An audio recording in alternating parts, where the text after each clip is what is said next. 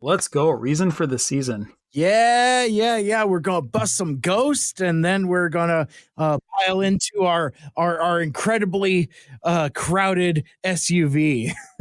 Yes. Autobots, transform and roll out! Mike!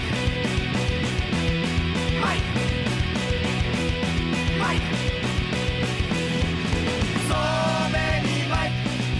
So many Mike! So many Mike! So many Mike!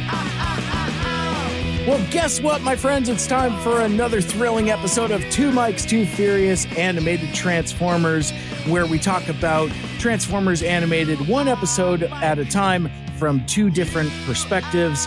My name is Mike Seibert. I have never watched Transformers Animated before this project, but I'm not unguided in this animated adventure. Guiding me along the way, he's the serial rewatcher. He's the TFA super fan. He's the Spark Soul brother. It's my friend, author Mikel Andrews. Hey, Mike, how you doing? I'm doing great.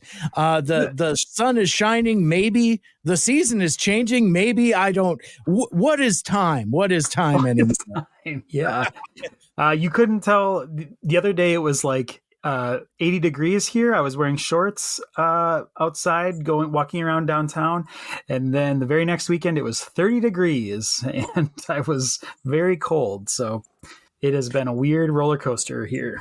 I had a very similar experience. I was walking around in the sun, in the beach. It was beachy times, and suddenly it got really, really cold.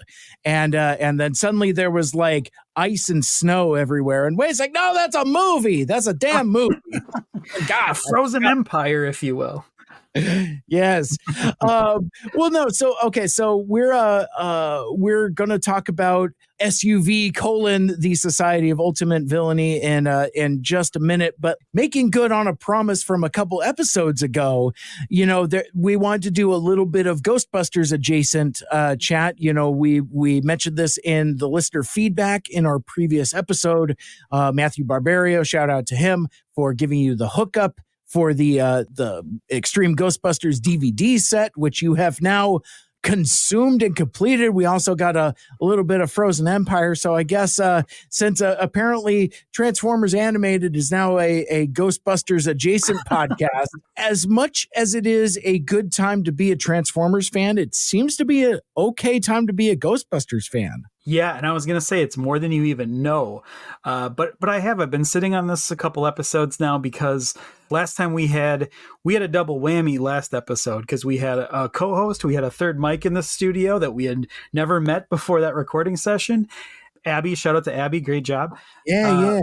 But it was also the weekend that the Transformer 1 trailer dropped. We had stuff to talk about. We had Transformers business to do. So I didn't want to bring this up, but now here we are, and I promise you there's a Transformers connection. Oh, but I did finish. It's kind of a momentous moment for me. I did officially finish seeing every episode of Ghostbusters or Extreme Ghostbusters, the cartoon from the mid 90s. Mm-hmm. Love it. Still love it. Great writing, great storytelling, cool monsters, cool animation, cool ghosts. Love all of it. But as I'm watching the final episodes, I see Marty Eisenberg's name flash. Shut up. And I didn't go, holy shit, Marty Eisenberg. Something just resonated so true. I was like, of course, this show has excellent writing, excellent dialogue, cohesive overall story arc. Of course, Marty Eisenberg has something to do with it. And in fact, he was one of 5 story editors on the show. So it was a similar role as he has for Transformers Animated, but he's doing it for Extreme Ghostbusters. And then, but he only actually wrote, well, first of all, he was story editor for not the entire show, but like several episodes. And this list of episodes is my favorite episodes. Of course it is. And one of them is the Ghost Apocalyptic Future, which is like this weird time travel-y sort of like fun episode. It's the best of the series. Like if I was going to show one person one episode of it, it's that. But he did write one episode, and it's called The True Face of a Monster. and it's the episode that involves the golem. Are you familiar with the golem in mythology? Oh yeah. It's a Jewish mythology of a clay creature that comes to life, and they did an episode on it. It's very cool. But a paper in its mouth and that whole bit. And he actually co-wrote that episode with Bob Skier. And if you remember, Bob Skier is the guy that he teamed up with to do Beast Machines. So he's the other guy to blame if you're not a Beast Machines fan. But I just thought that was really interesting that so there is this connection to this show, and that great writing kind of shines through.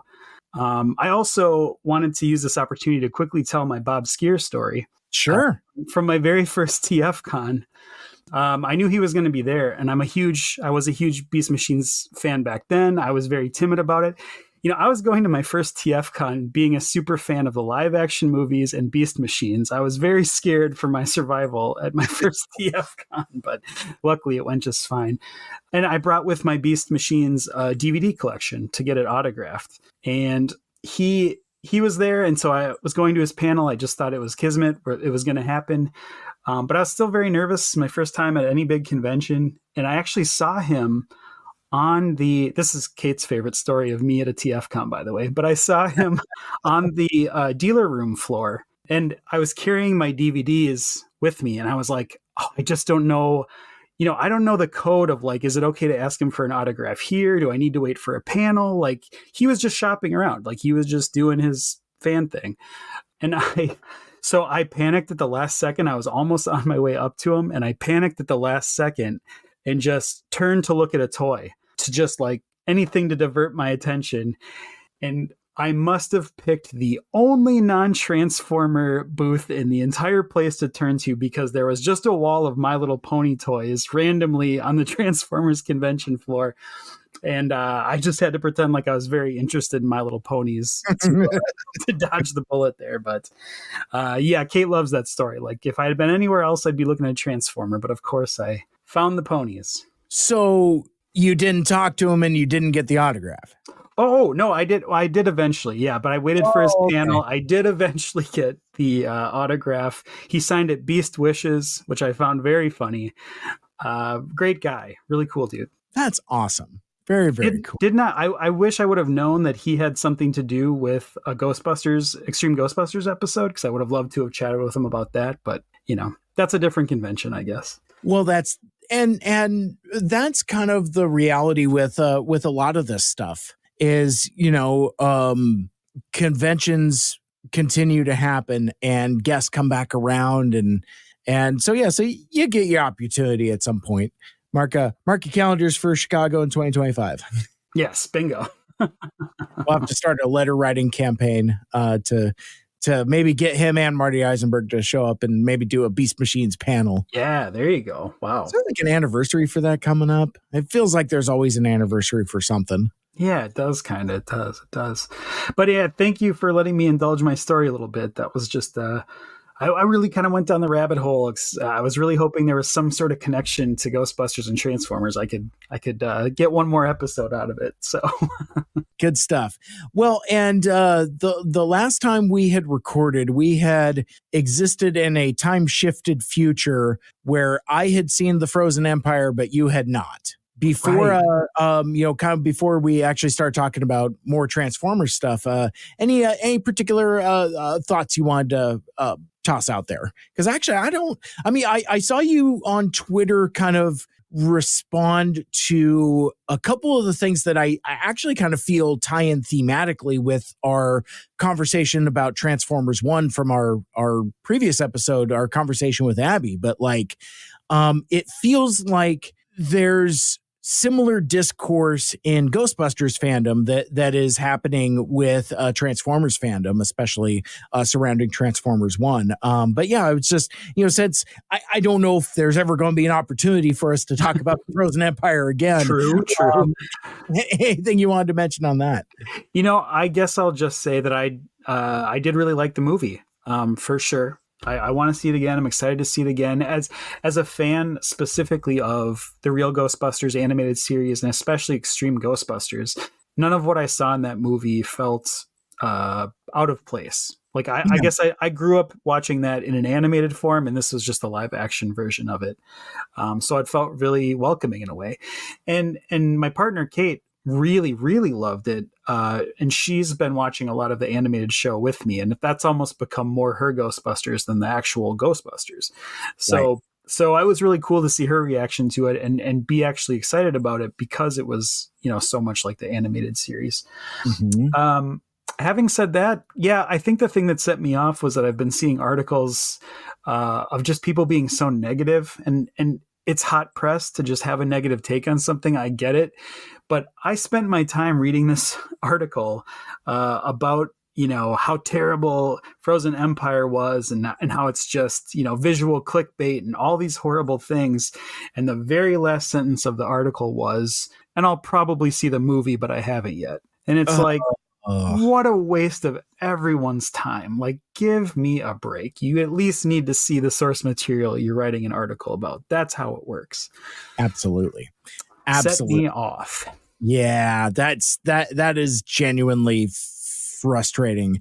I really hate that kind of outrage, and not to get us spun up into another existential conversation, but it is interesting how negativity seems to sell more papers than positivity. That kind of thing. It's do you remember when sex used to sell? Why is it negativity now? Yeah, it's all about getting those rage clicks. It's really frustrating for a fan. So I saw the Frozen Empire also. I like it. My scorchingest, hottest take on it is I think I actually like it a little better than Afterlife. I think it's a little lighter on its feet. I think it's a little more fun, and I feel like it remembers the assignment that while Ghostbusters does kind of veer into drama, categorically, first and foremost, it's comedy. It would like if I was getting it from the video store, it would say comedy, drama, or comedy, drama, suspense, or comedy, drama, adventure, or something like that. It's comedy first and foremost. And I don't know if I mentioned this to you, Mikel Andrews, in our conversation, because we haven't necessarily talked a lot of Ghostbusters on our Transformers podcast, but the way I felt about Ghostbusters Afterlife, and I still feel this way about Frozen Empire, is that those movies are a sequel to what your memory thinks Ghostbusters is, as opposed to what Ghostbusters actually is. And I say that from a complimentary standpoint. It's not a criticism, because the thing that I think people forget is that Ghostbusters 1984 is kind of a adult property. To say nothing about casual smoking, the ghost blowjobs and whatnot and stuff. Bill Murray is straight up a sex pest in that movie. That's not unfair to say, right? 2000% agree. Yeah, there's a lot of retrograde adult humor in there that, much like in not quite the same trajectory, but in a way like Teenage Mutant Ninja Turtles, it kind of ends up evolving into a kid-friendly property. So, and then that's where you get the real Ghostbusters and everything that spawned from that. So I don't feel like those movies are a sequel to the cartoon specifically, but I do feel that they're a sequel to kind of the evergreen notion of what we think Ghostbusters is. Light on its feet, Marvel-style humor, jokes. Oh yeah, and occasionally they bust ghosts as well. And sometimes it might get a little harrowing, but my criticism of Afterlife is that it gets a little too dour for my taste at times. And now, unfettered from, how are we going to handle the Harold Ramis of everything, Frozen Empire is just free to be a fun ass romp. And I feel like it is. It feels like an episode of the cartoon. 100%. Yeah. Spiritually, aesthetically, and that's not a bad thing. Well, yeah, and if I can piggyback on that really quick, I think people forget even the purest real Ghostbusters fans from back in the day, they forget that almost all of the episodes end with like their equipment not working to bust the ghosts.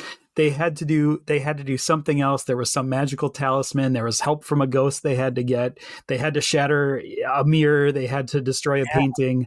Like, so go without giving away endings for people that haven't seen it. Frozen Empire, it really was about like their proton packs failing and them having to find another way. And that just felt so right at home. I think anyone that has a problem with that, have you been watching Ghostbusters this whole time? I don't know. Right. No. And my only criticism of, well, I guess my primary criticism of it is the problem with a legacy sequel like this is where, you establish an entirely new cast and you have a legacy cast as well. The movie's a bit crowded. It kind of doesn't know what to do with a lot of characters, so it doesn't really do a lot with them. And I almost wish that maybe some of the new characters from Afterlife had just maybe like been put on the bench or something like that. It's like, you could come back for part 3 or something like that.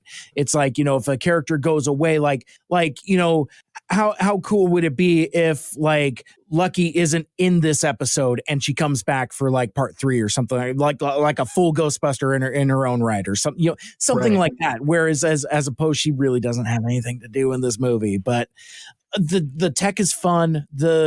Again, like I think the humor lands better than it doesn't. It kind of depends upon what your appetite for Marvel style humor. There's a lot of like, well, so that just happened, that kind of sensibility, which is fine.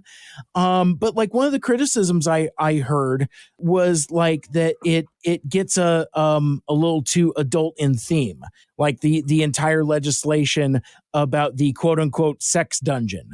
And where I'm just like, you just told me that Ghostbusters 1984 is one of your favorite movies, and now you're bristling at somebody referring to something as a sex dungeon. And it's like, oh, well, but I have a 13-year-old daughter now, so my sensibilities are different. Yeah.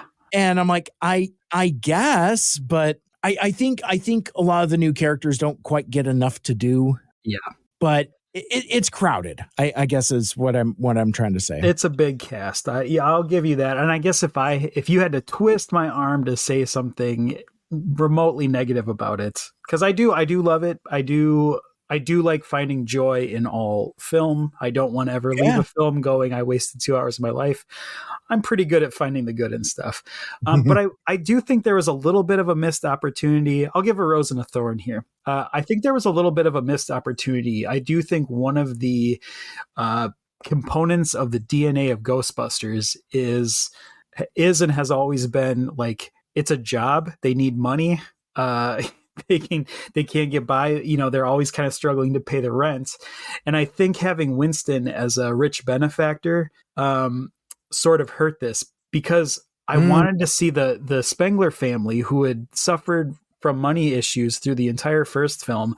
I thought that would be a really logical place to go with them. Like, we have to ghost bust because we don't have any money, would have been a very compelling plot point. However, I know this sequel was sort of a love story from Jason Reitman, who did have a lot of involvement with it, that this was sort of a love story to his dad, who had just passed away. And I think that dynamic between Phoebe Spengler and Gary sort of stepping into a father role, I think that was really important to him. So I'm very willing to forgive that they left out the entire money-making aspect of it, even though I thought Afterlife was a great setup to, we need money. Yeah. Well, and I would also say that McKenna Grace as Phoebe is still the engine that makes these movies go. Oh, she's so great. I mean, it's really, really good. And well, I can't say that without getting into spoilers. There is a bit of a love story component, and there is a part of me that wish they would have pushed it a little further, because there's subtext there that, like, I felt I got out of the screening and I was talking to folks and I mentioned a couple of my thoughts and it's like, what are you talking about? I'm like, what do you mean? What am I talking about? Well, I didn't see that at all. I'm like, what movie did you watch? Yeah. But yeah, so there was a part of me that ironically enough had wished that they had pushed that a little further and made they kind of like walked up to a line and I feel like they kind of pulled the punch at the last minute. And I think like just make it a little more explicit. Yeah. Upset some dads. Well, yeah, I guess, I'm of two schools of thought because I thought the way they left it was very artistic and more realistic. I think that just, that it was a very like restrained move, purposefully, I think. Yes. But we do live in a day and age where that message needs to be on screen more vividly, more aggressively. So yeah, maybe their mistake was, not hitting it over the head hard enough. Yeah, no, the gremlin ally in me, I'm like, make it more gay. Yes, exactly. Anyways, I'm an adult. I can say those words. I was just trying to avoid spoilers, but hopefully no one's reverse engineered the plot too much. Yeah. And see the damn movie. It's good.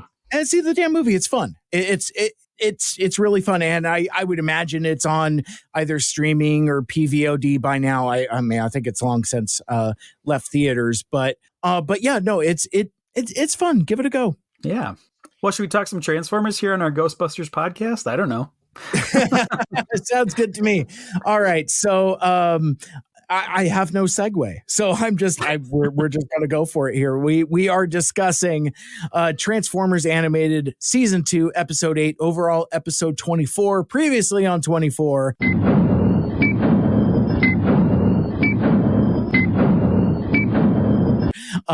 It is SUV : the Society of Ultimate Villainy. And Mikel Andrews, I guess a little peek behind the curtain. Like, so we do a lot of like text and emails and we communicate about like recording times and scheduling.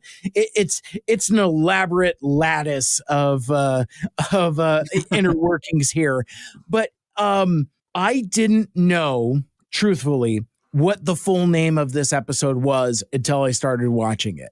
I had just known it because we had only notated it as SUV. So that's all I knew it was. And I thought incorrectly that was, it's obviously it's an acronym, but I didn't know what the acronym was. And I wasn't sure if like it was being intentionally like hidden from me or whatever, because like, I see it now on TF Wiki and it popped up on Tubi, but like, I don't remember if like my master list of episode descriptions has the full title on there. I think I've just called it SUV, but anyway, regardless, we're here. It's the Society of Ultimate Villainy, Season 2, Episode 8, airing on June 7th, 2008, written by Dean Stefan, who we may remember from no other previous episodes. This is his only Transformers animated credit. One and only. Accidentally tying back in, it does look like he's written episodes of Extreme Ghostbusters, Dragon Tales, and the 2002 version of Masters of the Universe, and he was a producer on Men in Black the series, the old cartoon, as well as writing an episode of Transformers Prime and a fistful of episodes of Transformers Rescue Bots. And I didn't piece this together until just now. I think this might be one of the first folks we've talked about in this the context of this podcast who, aside from Derek J. Wyatt himself, that's passed away. Apparently, Dean Stefan passed away in May of 2018. Oh my gosh, I didn't see that. That's too bad. I'm sorry to hear that. Yeah, he did. He wrote Prime, Rescue Bots, Robots in Disguise. I got to give a shout out. He also wrote an episode of Mummies Alive. But yeah, Mummies Alive. I have to point out a Mummies Alive reference when I see one. I love it. But yeah, I think we can't get away from talking about that. He did write some episodes of Extreme Ghostbusters. And not only just any episode, he wrote the 2-part pilot of the show. He kicked it off, and it is a fantastic 2-part episode. It's called Darkness at Noon. And I want to give a credit to this because there's a version where Mikel Andrews didn't go to college if he didn't see this 2-part show. Because if you've seen Extreme Ghostbusters, you know that the new generation of Ghostbusters are the 4 people that took Egon Spengler's paranormal class at NYU that just happened to be there when a ghost situation broke out. Okay. But there's so much love paid to the college setting and making it about college students that I really fell in love with the notion of college. I was from a very poor family. No one in my family before or since has gone to college, but I don't think I would have until I saw this episode, and it really kind of changed me, and I really became obsessed with the idea of college after that. Yeah, and now I'm broke as shit, but here we are. So the action begins, and I wrote down in all caps for Mikel Andrews. I'm like, Nanosec is back, comma, baby, exclamation point. Mike, I wrote the same thing. High five. That's so funny. Great success. Yeah, we open on him racing through the city, and it's just like, yeah, we're back, baby. We're home. Looking fly as fuck, by the way. And I want to lay out a disclaimer here. I'm sorry if you're not here for human villains, but you're about to smoke the whole proverbial pack, because this is the human villain episode, and we've established we're kind of here for it. Yeah, I do like some human villains, and like I said, I didn't know exactly what this episode was going to entail, but like I'm a fan of team up episodes, you know, or even like unlikely pairings and things like that. And what I think is cool now that we've got like 2 seasons in, yeah, let's mix it up and start putting some of these people together. So like I thought it was kind of cool, and it was interesting too, like as we go a little further, as the precedent gets set, and it's like, well, who else is going to show up? And then nobody else shows up, and I'm like, oh man, are there more humans in this? Look, give me something. But I think we do get a pretty good handful here. But yeah, the first one we get is Nanosec, our lobster carrying agent of Greenpeace himself, the good guy, the hero of season 1, Nino Sexton, Nanosec. Yeah. He's racing stacks of cash. Yeah. He has literal cash in his hands. Yes, he's on his way to donate it to an orphanage as we speak. But those pesky Autobots are tailing him. They're in hot pursuit. And right away, I think this points to the writing of the show. B addresses the elephant in the room. How come he looks young again? Because when we last left Nanosec, he was a crippled old man forced into that by his speed aging. But then we just moved past it because Sari goes, wrinkle cream? And that's kind of the end of the debate. And I think wrinkle cream, it's like one of those things like quicksand in cartoons. I just thought it was going to be a bigger thing growing up. Wrinkle cream is another one of those great like tropes of cartoons. You see them in the bathroom and someone rubs it on and it does something wacky. Or yeah, it's good. I think now if that episode is being written, it'd be like Snapchat filter or something. Would be the answer to that. But here we are. So I forgot one thing seeing this. I forgot that Nanosec was kind of Bumblebee's like original nemesis. Like his speed was sort of Bumblebee's, original foil. And this was like one of Bumblebee's like first solo episodes. Yeah. So there, it's really good. It is really good to start with him because it triggers B right away, right? He wants to take him down with his own volition. He wants to use his own weapon, which is speed. He's right back to that Bumblebee we knew from season 1. So Optimus is like, oh man, you need to do like this flanking maneuver and like go cut him off. But Bumblebee knows better. Yeah. And he's even like arguing with Sari. She's like, dude, what, Optimus told you to do this. He's like, no, dude, I know better. I got the speed. And it's just like, what? I guess. I mean, like, I spent a lot of this episode asking myself, what is Bumblebee trying to prove? And I don't know, maybe if it's refracted through the kaleidoscope of just watching Prowl in the previous episode, because he gets so high off of his mods and upgrades that he kind of forgets what his goal is. And I feel like Bumblebee has a little bit of this also, in that it feels like he's just doing it just for the sport of it. Is he interested in catching Nanosec to prevent the orphanage donation, or is he just trying to prove that he's got the speed? It's 100% that one. I don't know if that was just a hypothetical question, but it is 100% that one. I mean, yeah, I when I say he's his nemesis, it's like the first of many on a list of B has gotten mad at since the start of this show.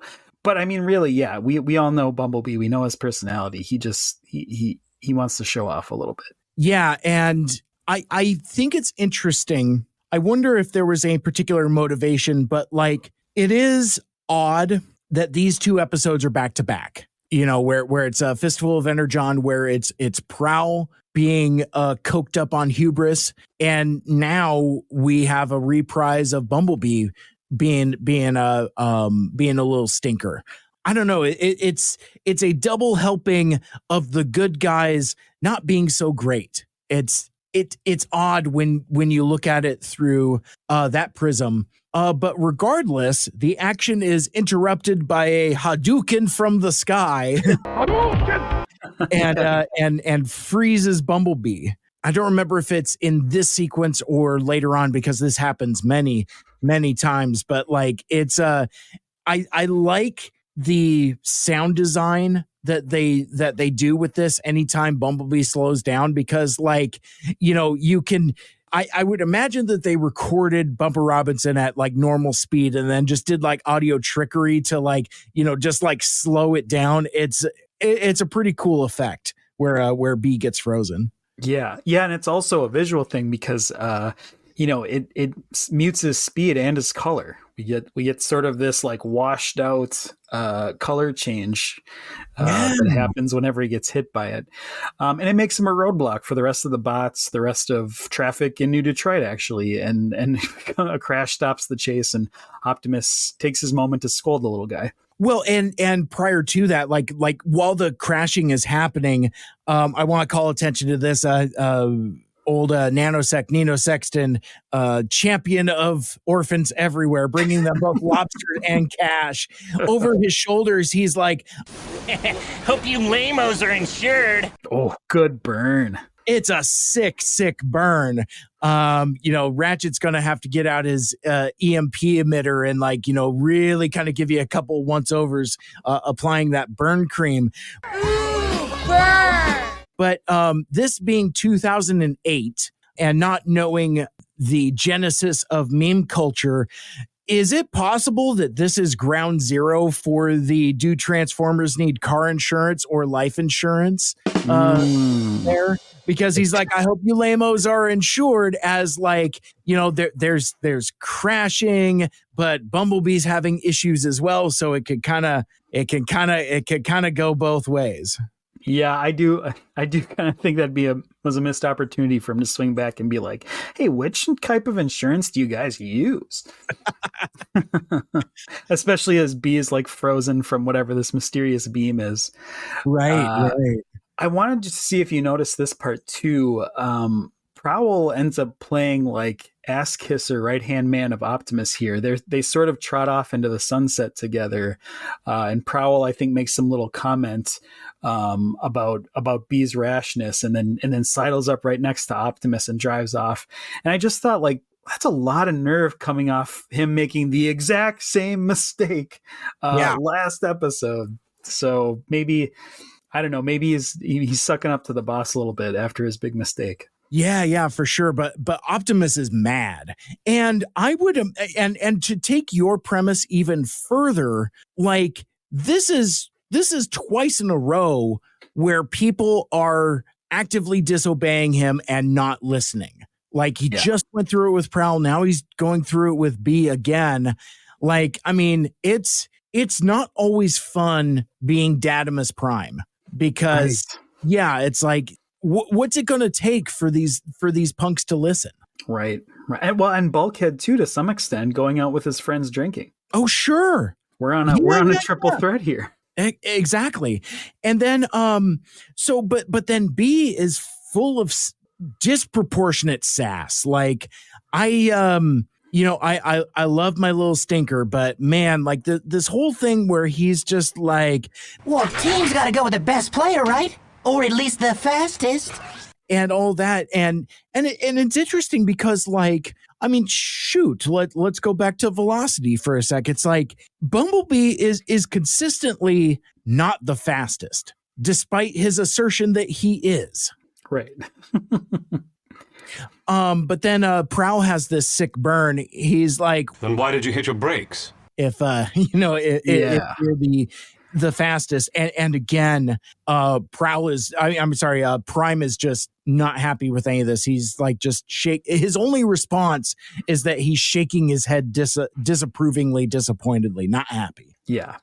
Yeah, to answer your point, B does B. He goes after Nanosec on his own. I did want to point out the animation here. B is looking especially cute in his alt mode. I don't know, there was just something, a little compact bow bun that we don't normally see. I just picked it out as really cute for some reason. Yeah, absolutely. And the animation from this episode was the Answer Studio, and I think like Answer episodes seem to have the more curvy, small Bumblebee, and that's where you really get like that penny racer, super compact car that Mikel Andrews likes so much. I dig it. Sari is the unlikely voice of reason here because she's kind of browbeating Bumblebee about like, well, wait a sec, I thought you guys are a team. What are you doing? What is your damage? Which is kind of unusual for her. And inside the interior, turns bored very quickly though, and flips through the radio. Discovers B has a police scanner. Neither of them knew that he had one, but apparently he does. But there's no time to ponder this because a crime is in progress, and Bumblebee makes the assertion it must be Nanosec.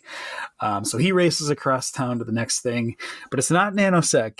It is actually another old face in the drinking game of human villains. Forsooth! Forsooth, we have Angry Archer here. Yeah. Which, it's funny. So I watched this episode last night at home in my little office studio on the other side of the house. And there were more than a couple times where I kind of had like audible gasps and kind of audible expressions. And again, I don't know who all is going to show up at this episode. And for me, there was like so many like genuine surprises. So it's like Nanosec shows up. I'm like, it's him. He's here. And then like, I just did it for us on the podcast, but when Angry Archer shows up, I literally said Forsooth out loud. I'm like, yeah, let's go. Right. Well, he's joining the Three Timers Club here. Tomorrow gets a jacket from Lorne Michaels, so it's very exciting times. But I love how they just move past that he's back. Right, something to the effect of like same diff when it comes to these two villains. Right, they're like, that's not Nanosec, that's Angry Archer, and he's like, yep, so what? Nanosec, Angry Archer, same difference. Now B's just like tunnel vision to whoever's in front of him. Yeah, is that accidentally racist? Like, because he's like same difference. I'm like they are incredibly different people. I'm sorry. All humans look alike to me is kind of a thing. Is that it? Yeah. Oh man, he's he's got that a villain bigotry. Oh, human villains all look the same to me. Right. Yeah. But yeah, so B gets froze again, and when he comes out of it, he's having this legislation with Sari, and I love a lot of like these sensory details. We had a lot of this in the last episode also, but he's like, oh, maybe, and every time Sari is like, hey man, let's go back to HQ, let's have Ratchet check you out, and B's like, fuck that. But like, I like the things he says here. He's like, there's nothing wrong with me. Probably just a gunky gasket or dust in my carburetor. I'm fine now, really. And my only question is, or my ongoing question with Transformers of all kinds, it's like, do Transformers actually have actual automotive components. Like first of all, I mean, maybe 2007B in his nasty Camaro mode, maybe he's got a carburetor, but certainly a little yellow compact would be sporting fuel injection, wouldn't have a carburetor, but it underscores it's like they're robots that look like cars. Are they cars? Too big of a question for this context, but the gunky gasket thing just I love the alliteration there. Yeah, it is lovely. So he recovers and they head to the next crime scene in progress. More crime. I mean, I'm afraid I'm doing a chant at this point. Yes. Who else is it gonna be? Surely this one must be Nanosec, but no, it is in fact Princess Pony or whatever the fuck her name is. No. Oh man, Professor Penny Princess, please come on. Let me test out my pop screen here. Her full name is Professor Penelope Penny for short, Princess Sutton, PhD, aka Professor Princess. That's right. Mike, real quick trivia for you. 10 points off the top of your head. All right. Can you remember her flying unicorn's name? Powdered Sugar. Powdered Sugar. There it is. Bing, bing, ding, bing, bing, bing. Forgot. Yes, Powdered Sugar. That name cracks me up. It's so good. And it's clearly just a My Little Pony character. I mean, like Hasbro for life. Yeah. But and it's interesting too, like is this positive representation of the My Little Pony franchise? I don't really know. And I'm trying to remember. I can't tell you. I guess I should have paid more attention when I turned away from Bob Skier at that My Little Pony booth. But I was right there. I could have asked.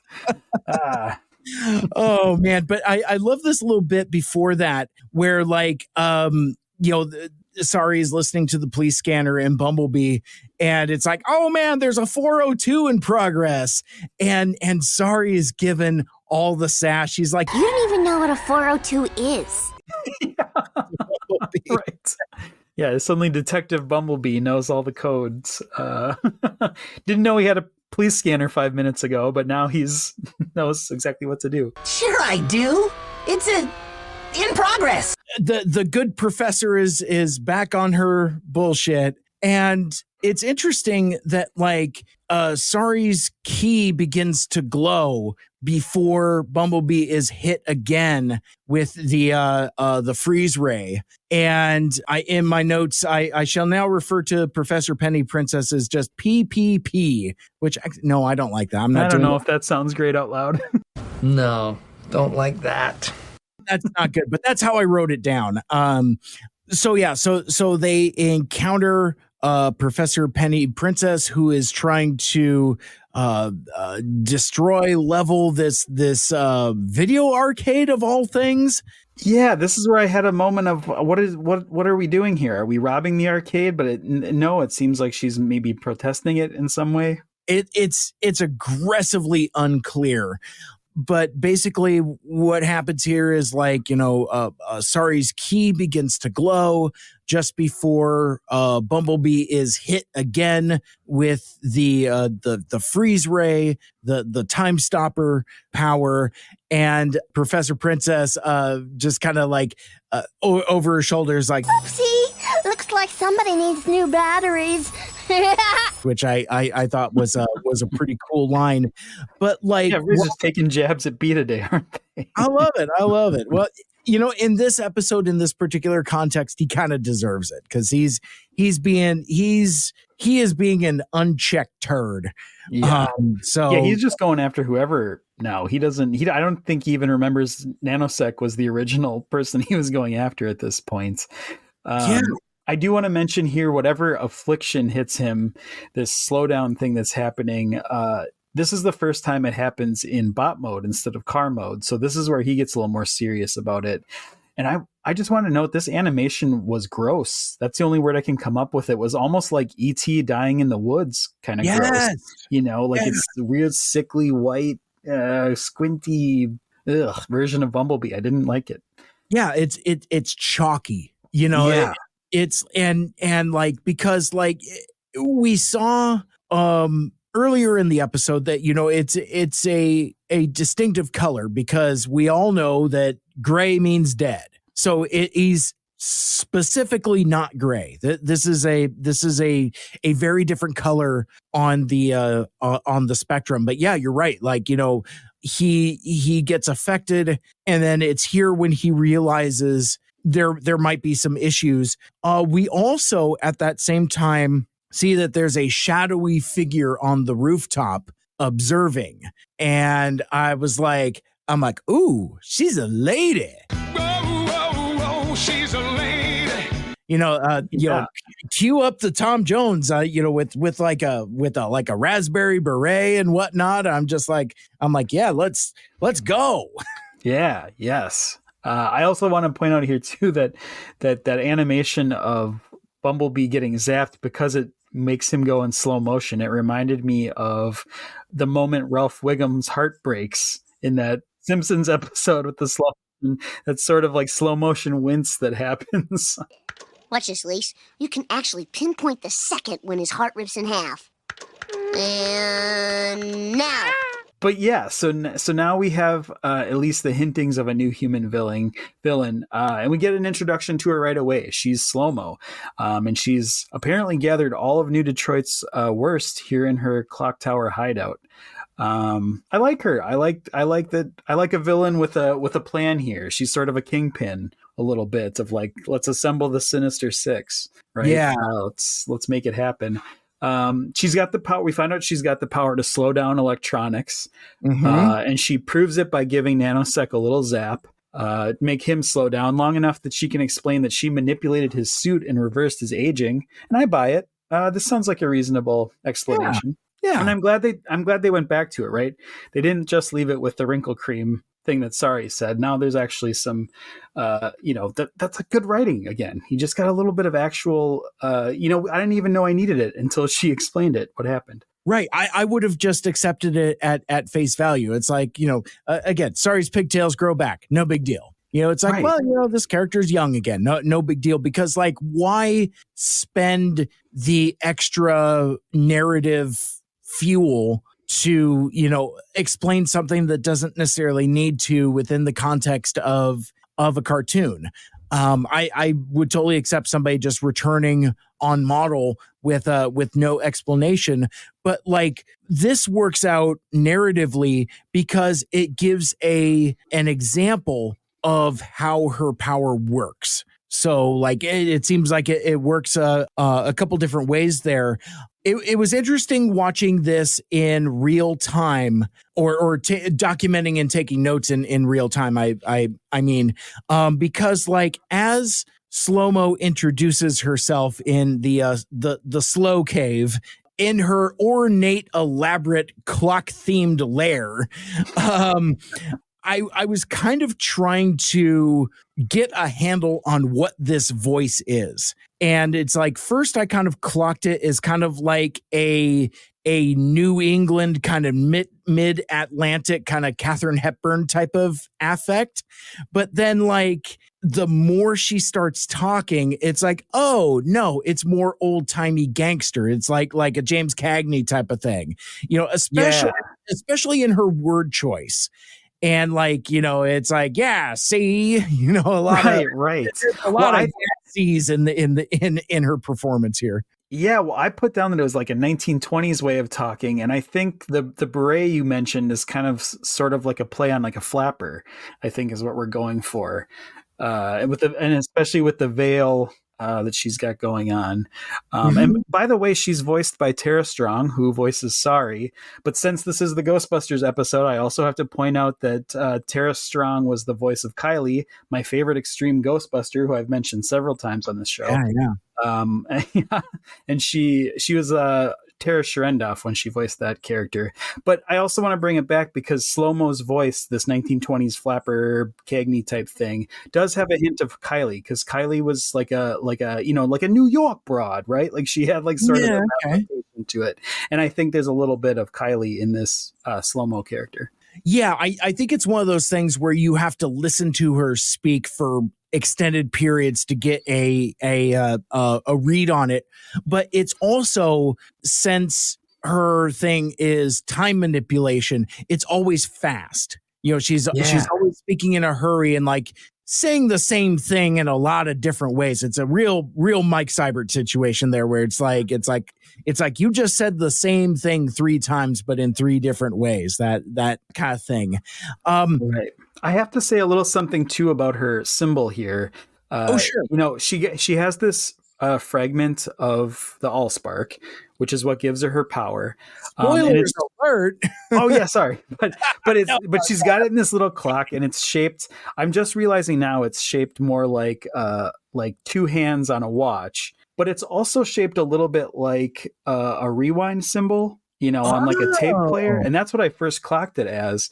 But yeah, I think now seeing it's hands on a clock face, but the way it's drawn, doesn't it kind of remind you of like the space barnacles a little bit? And she's got it all over herself. It almost looks like she has the eyeballs of the space barnacle from When Nature Calls out there. I didn't pick up on that, but I'd like to continue exploring that. The dummy head in me just thought it's almost just kind of like boomerang looking. It's almost like a boomerang or like a greater than, less than type of right. symbol. I guess it'd be greater than, but anyway, it would be like that kind of symbol. And I think as the animation goes, it becomes kind of more sloppy and ill-defined.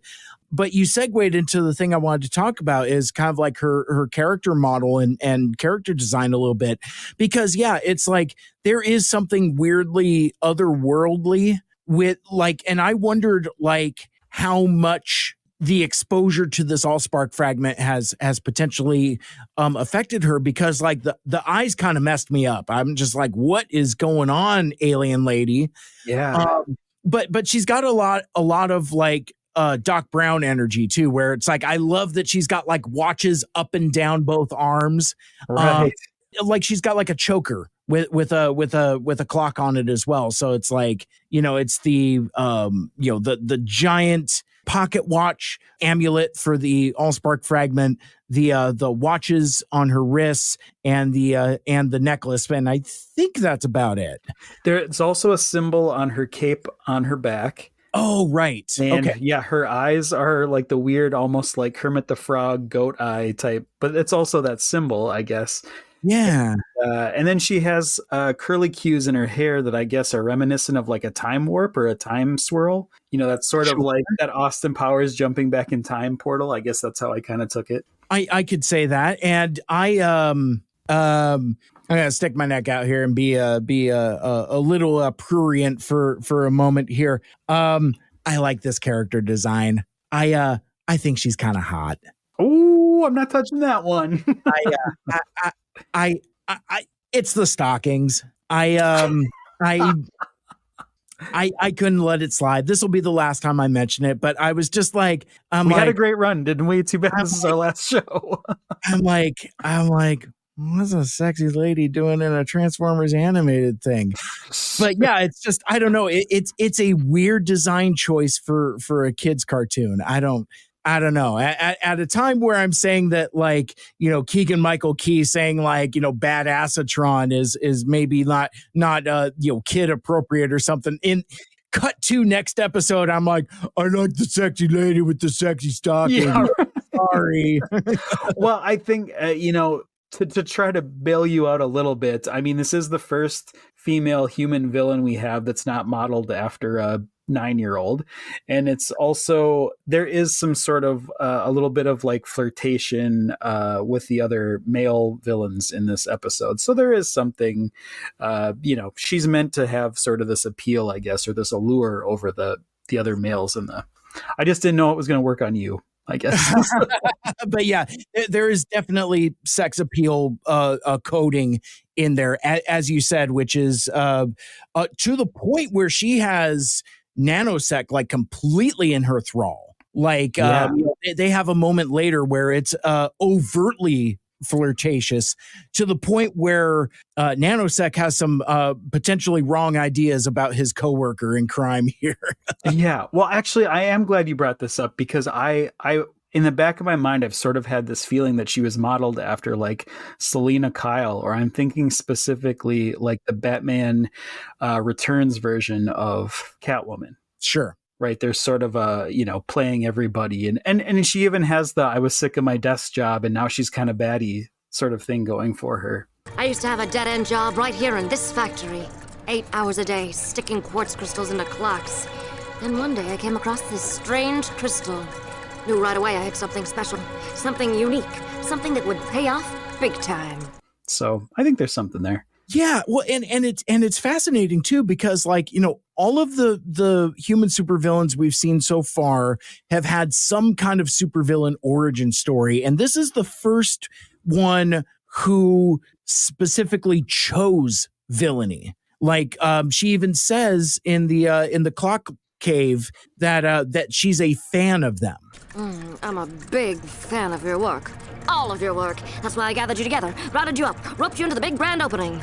She must have seen TV reports or something like that. So it's she brought them together specifically because, she just likes the cut of the jib, that kind of thing. Right.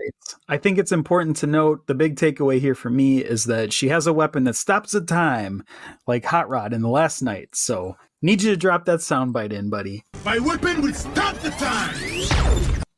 Of course.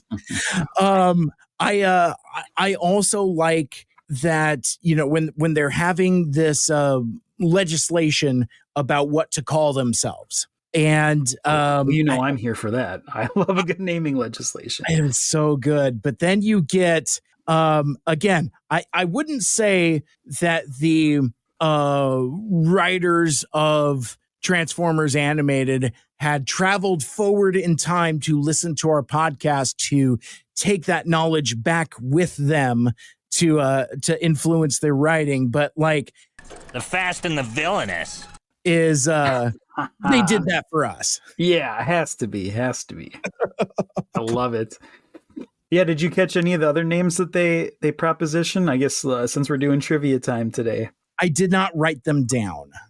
Sure. Well, so we have Fast and the Villainous, of course, that Mike brought up. Crime Time was the next one. And then the League of Extraordinary Criminals came up as well. But none of them seem to stick. So I guess they'll worry about that later. For now, they've just struck this deal around the sacred clock table. Mm-hmm. Mm-hmm. And they have a plan to destroy the Autobots. Yeah. Well, who doesn't, right? Right, exactly. So we cut to Bumblebee being incredibly sulking. This is a sulking Bumblebee. He's out late at night. He's got a human child with him. So they're out in front of this electronics store of some type, and they're watching the news. And this is where you get the the mug shots, and they're just these criminals. And I wanted to call attention to angry archers. You talked about Professor Princess earlier, and has her full name on the mugshot card, but it's Archer AA. He has initials. Oh yeah. So is he specifically Aaron Angry Archer or Angry Aaron Archer? Right. Yeah. That's got to be in there because there's some Aaron in there for sure. We can all agree on that. Because it's literally Aaron Archer. Right. Unambiguously. Yes. Yeah, absolutely. Yeah, so they're out doing this sort of petty theft, or what I think is petty theft. It just struck me. I mean, obviously there's a plan in play, but it was kind of funny to see just regular crime happening when we've had all this galactic war going on around us, and this Cybertronian technology coming to life, and philosophies on what it means to be alive, and personalities and identities. It's we're back to stealing TVs here, folks. And don't get it twisted. Dumb crime is what crime. Yes. Yeah. Stealing dumb stuff. Between the dolls and the TVs. And I think Nanosec, in his quest to help the community, because he's just aggressively misunderstood, he's trying to provide the local vampire community a vampire retirement home with a new TV, because they need a plasma screen at all times. No other LCD will not cut it. Specifically needs a plasma, so that's why old Nino Sexton decided to boost this enormous television. Right. So they're having a little argument about a lack of getaway car, and we'll get to that in a second. But in this scene, Nanosec calls Archer William Smell. And I clocked this. I loved it. I clocked this right away as a play on William Tell. But then as I thought about it, I was like, I don't know who William Tell is. Like, I know this is like some literary name and this is important for English majors to know probably, but I did not know this. Mike, do you know William Tell? He's the dude that has like the apple on top of his head, right? Is that Isaac Newton? I don't know. I don't know. No. Isaac Newton was the dude that had the apple fall on his head. Oh, much different. Okay. But I had to look it up. I'm glad you got that far. You're pretty close. Oh, okay. I was going to say, I'm like, are you asking me or are you setting me up? Because he's also the inspiration of the titular William Tell Overture, which is, the theme song for the Lone Ranger and all that. But those are the only two things I know off the top of my head. Sure. Well, it's a pretty. I didn't know if you were asking me or not. It's a pretty. I have it here, but it's a pretty spot on reference. Actually, makes me wonder how smart and what Nanosec's major was before he got involved in crime. But according to the legend, Tell was an expert mountain climber and marksman with a crossbow, wink wink, who assassinated Albrecht Gessler, a tyrannical reeve of the Austrian dukes of the House of Habsburg. So he's sort of this he is a little bit of like a Robin Hood type character. He's like a little bit of lore. Did he exist? To what extent did he exist? And yeah, apparently he was an archer, and he is considered the father of the Swiss Confederacy. So a very successful Robin Hood. Interesting. So okay, so like, is the apple on the head thing apocryphal? Am I mixing that up with something else? Does that go into like the legend? Don't see anything here, but I'd be curious. Maybe we have a little mystery on our hands. Right into the mailbag. Two Mike's Too Furious at gmail.com. Yeah, you William Tell buffs out there, please write into the show and correct us. And then, because it's like, I think something about like shooting an apple off of somebody's head, but then I don't know how like the titular William Tell Overture comes in. It's like, what does that have? Because this seems to be aggressively Swiss as opposed to having to do with like the Lone Ranger and like cowboys and stuff. It's a mystery I was not prepared to unpack and solve today. Maybe you can help solve a mystery. Let's call old Ultra Magnus in here. Yeah, it all comes full circle. Oh my goodness. The point is pretty apropos, pretty clever reference here by Nanosec. Again, showing what a good dude he is, what an educated, smart, helpful young man he is. Exactly, quite the Renaissance man, as it were, to coin a phrase. So there's a part here where I think what Bumblebee gets hit by the slow-mo ray again, where it's like he's trying to pursue them or something. But the thing I wrote down here is that like actual cops show up, because like I think it's one of those things where like Bumblebee comes around the corner and it's like, stop you thieves, and then slow-mo hits him with the slowdown ray. So Bumblebee is stuck. They think they're home free, but then like the actual police show up. So our would-be crooks are in hot pursuit for the police. They don't have a getaway car, but then the phone rings.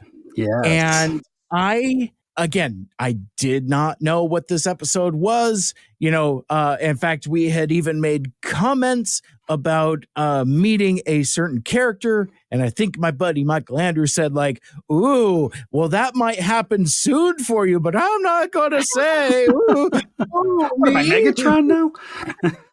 Why would you believe that? Who told you that? I never said that. Yeah. So, but the phone rings and I hear a very familiar voice and I let out an audible gasp. Hi there. Look to your left. The key is in the ignition. Because the voice on the other end is none other than the one and only Fred Willard, R.I.P., which tells me, and I said this out, I'm like, is this a Swindle episode? Because like the thing that is so cool about Transformers Animated is like it doesn't rarely are episodes just one thing, right? You know, it's usually like a story and then like a B story slapped on top of it, but it's like the B story is almost like the bigger deal. It's like I just thought that this was some goofy supervillain team up thing, but it's like you give me Swindle on top of it, and I'm just so excited. Yeah, well, and voiced by, like, as you said, the man, the myth, the legend, right? Fred Willard, rest in peace. I did want to take a sec. I had to jump around in my notes here because I didn't know when we were going to get to this, because this is still kind of, it's a voice at this moment. Do we want to talk about the voice? You know, whatever. But I think we'll just bust it out right here because it is, as you said, since you clocked it right away, it is a very memorable voice that it's Fred Willard. This seems like a big moment because this is a really big celebrity to be doing a voice for this show so far, right? Like it's not just a David K. Wow, you know, what a popular Transformers celebrity. This is like, you know, A-list Hollywood at least kind of coming in. Mm-hmm. I really liked him most recently. We got into Modern Family. He plays Phil Dunphy's dad on Modern Family, and what an amazing role for kind of a send off of his career. I think that was a good one. But Fred Willard is part of kind of Christopher Guest's comedy troupe. It's, you know, he's part of the Ace Trucking Group comedy troupe in 1970s. Waiting for Guffman, Best in Show, those kind of movies with Christopher Guest. My favorite role of all the Christopher Guest things was Mike LaFontaine, which was the agent and former child star from A Mighty Wind. I love A Mighty Wind. So he's the What Happened guy. As you know, back in 1970, I started on a series called What Happened? And every time something would go wrong, I would look at the camera and say, hey, what happened? We had a lot of fun with that and a lot of other catchphrases. I got a real red wagon. And I can't do my work. And I believe I was the first one to use the phrase, I don't think so. But it only lasted a year. And that's good because that's how you establish a cult. And he has this bit about the deputy mayor that's so dumb that at one point in the movie, they meet the deputy mayor and he can't get over the fact that it's like not the real mayor. And he does this long, elaborate bit and just keeps going. And I just wonder how much of that is just pure Willard at that point of just, you know, just going off on this weird tangent. But I love it. And sadly, we lost Fred in May of 2020, at the age of 86. As if 2020 couldn't have sucked worse, right? We had to lose Fred Willard. But while I was looking up a little bit about Fred and his life, I found this really sweet story, and I just kind of wanted to bring it up here. There was this story that Michael McKean, his you know, several times co-star, when he was in Mighty Wind, he would tell this story about Fred Willard that whenever he had this, like, when they would stay at hotels and stuff while filming movies, he hated being put by the elevator, and the ding of the elevator would like drive him crazy. He just hated it.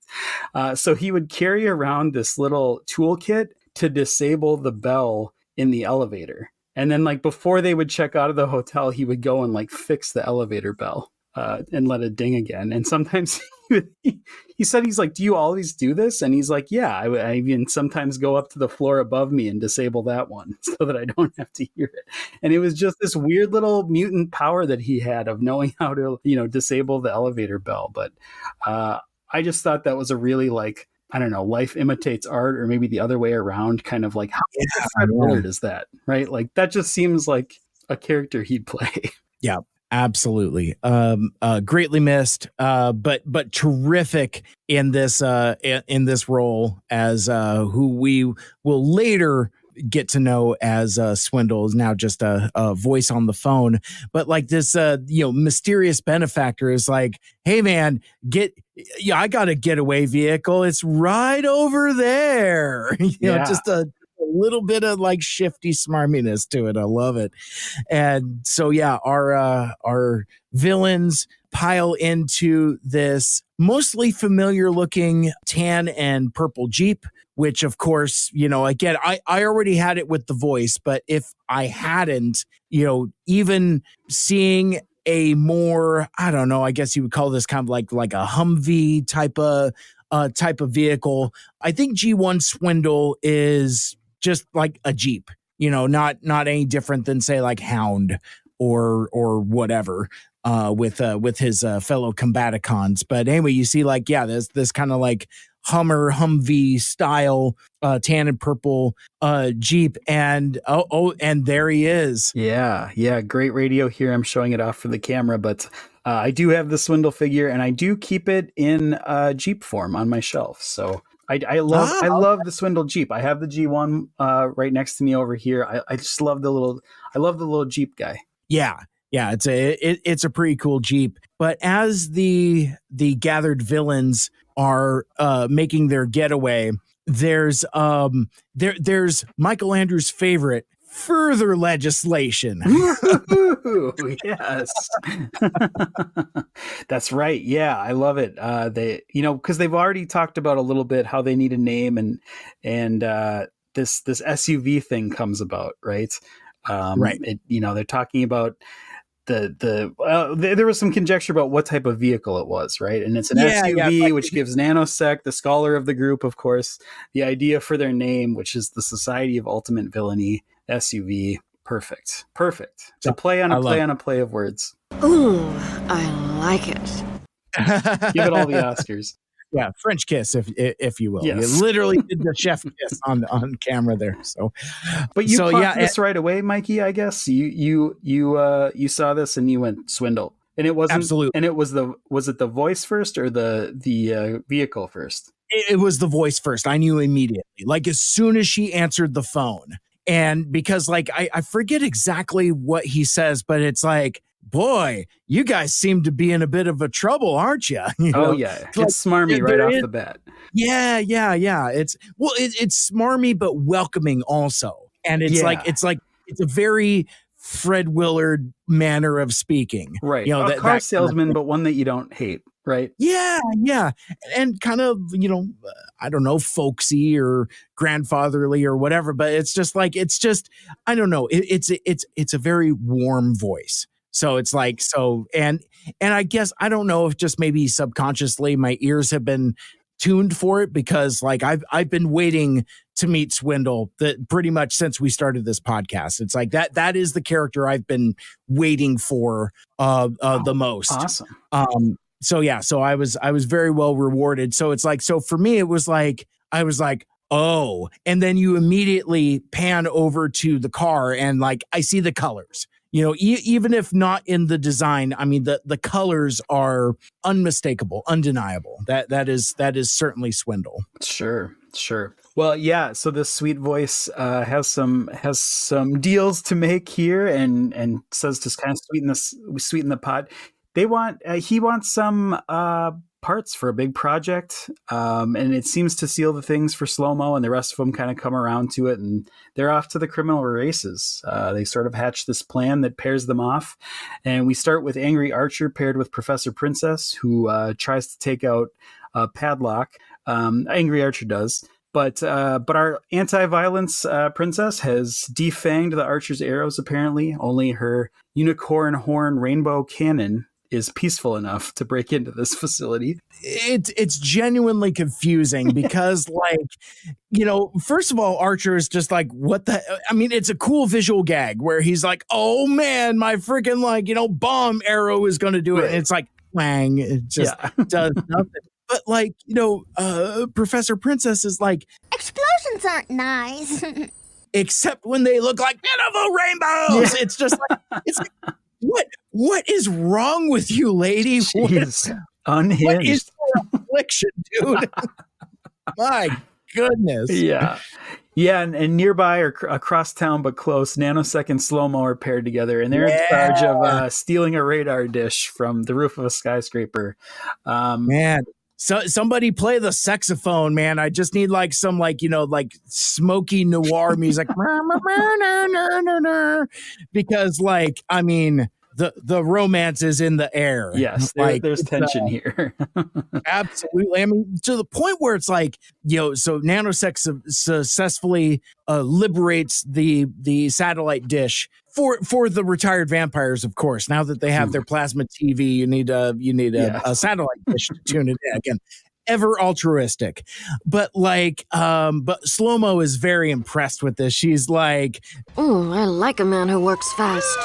And to which Nino Sexton, I mean, good for him. I mean, he's, she's clearly out of his league, but he's like, he feels like he's got some game in it. He's like, and I like a girl who takes it slow. And I wrote down barf because this was not doing it for me.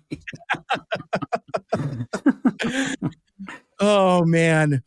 But I wanted to ask you about this next sequence here because, like, I wrote down in my notes, I wrote down Detective Sari. Like, I mean, she's got like the Doc Brown binoculars and stuff, and like is really doing some detective work and like figuring out, who these knuckleheads are and what they're up to. It's kind of interesting as they're watching these assembled villains start to assemble this device. Yeah, it kind of struck me as like that scene in the Ninja Turtles movie or kind of just Batman-y, right? Like she's got like the night vision goggles over there and she's sort of watching from the nearby rooftop. I think of that bit with Michelangelo when they were like, yeah, we totally saw you from that rooftop. And they like kick him and he's like, but she's actually smarter about it. B's sort of the Michelangelo, I think, in this situation.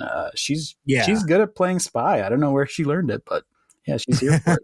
Yeah, maybe she's been hanging out with Prowl on the regular and nobody knows. That could be. But either way, the radar dish gets built, right? Yep. It happens, and they're all confused what it does. I like this sort of thing. I like this sort of mystery device. There's a lot of mystery played up in this episode. Who is this mysterious voice? What do they want? What's the plan? Why are we doing this? I like all of that buildup. I also just like that they drove a Jeep onto the roof. Yeah. It's like, so Swindle has not revealed himself. They don't know that he's a Decepticon or a Transformer or even a robot of any kind. So I wonder about the legislation of how you get this Jeep onto the roof. It's like, are you driving up a stairwell? It's like, I have questions. Yeah. He actually just transformed and climbed up there, and then they all pretended to be surprised when he did it again. Oh. It'd be like, the good old, hey, Biff, what the hell is that? Swindle transforms, gets himself to the roof, and then just converts back into the Jeep mode before they even realize what's happened. Oh, I wonder, I guess another weird take on it. I wonder if there's sort of like a thing where they were inside of him and he transformed into a robot and the interior stayed the same. They didn't even know anything different happened. And he sort of, all of a sudden they were on the rooftop. Oh, so no, he just gear walks. He just like kicks out his feet and just yeah. up the stairs. You're like, wow, really good tires on this. There must be some winter tires on this guy.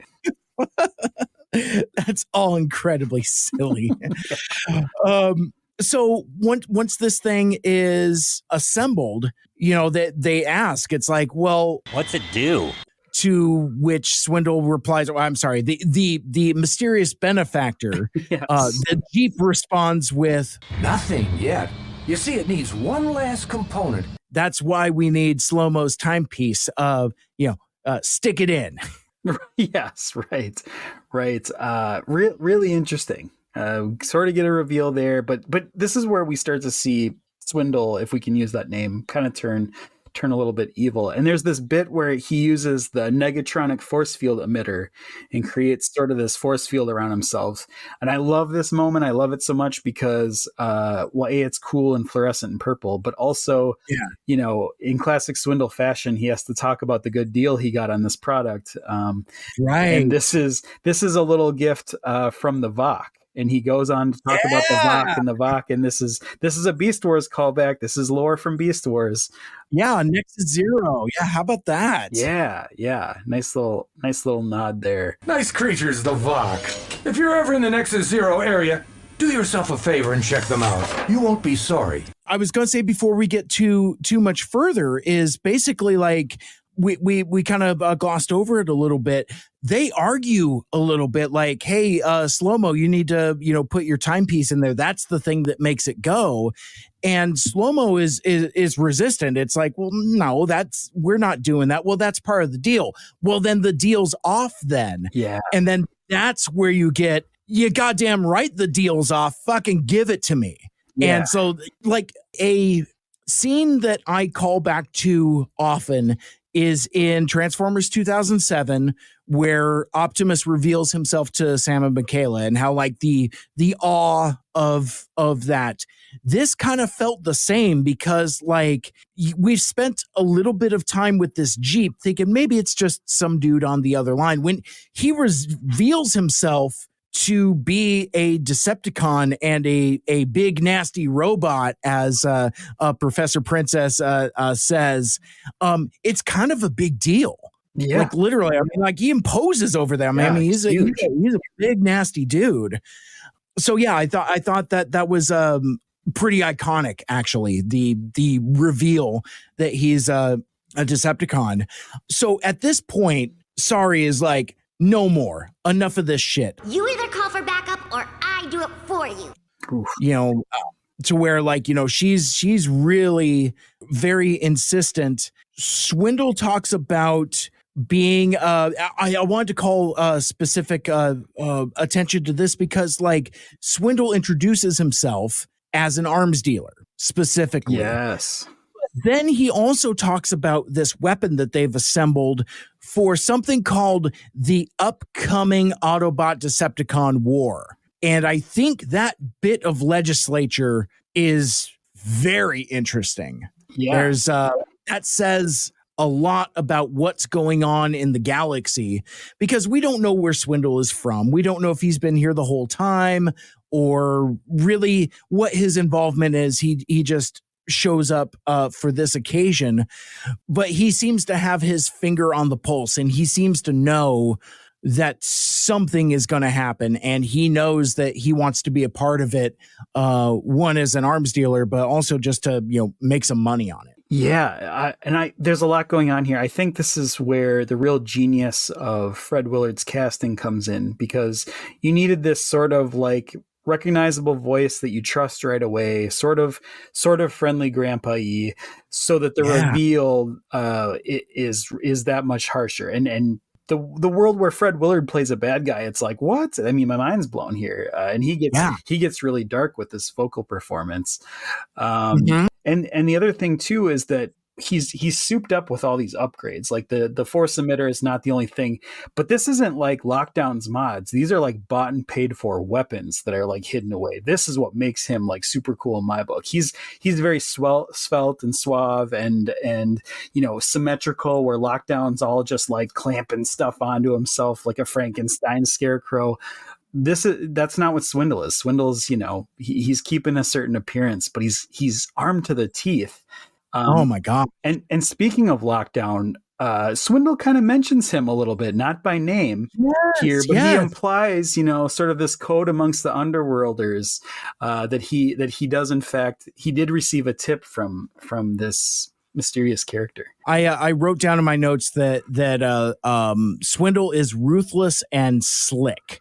This is a joke from the TF Wiki, but Swindle is the reason the Autobots of Transformers Animated don't have guns. He stole them all. Yeah, that's a good, because he has all the guns, and it's so cool. And it has like that purple and black aesthetic, kind of like that Tron aesthetic that we keep talking about.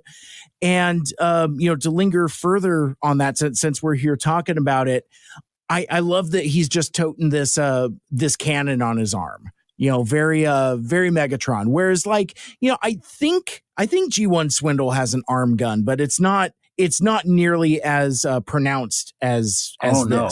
This is someone compensating for something. This is a big old gun. I love all that. And so basically, so what happens is, like, so what Slow-Mo is like, well, hey man, it's time to slow you down. And then that's where you get like the force field and the reference to Nexus Zero and the VOC.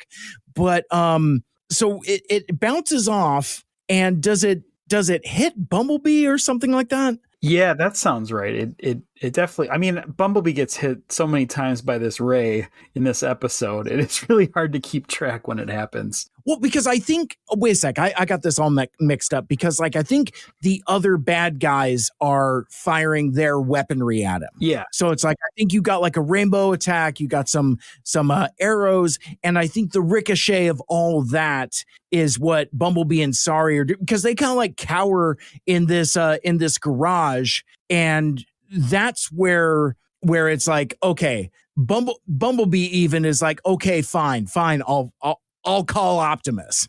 Fine. Bumblebee to Prime. We've got a situation here. Right. That's when you know it's bad. I'm going to call Dad for a ride home, kind of a thing. Exactly. It's can't make it through the whole sleepover. He's got to call his dad. It got a little too hot. Yeah.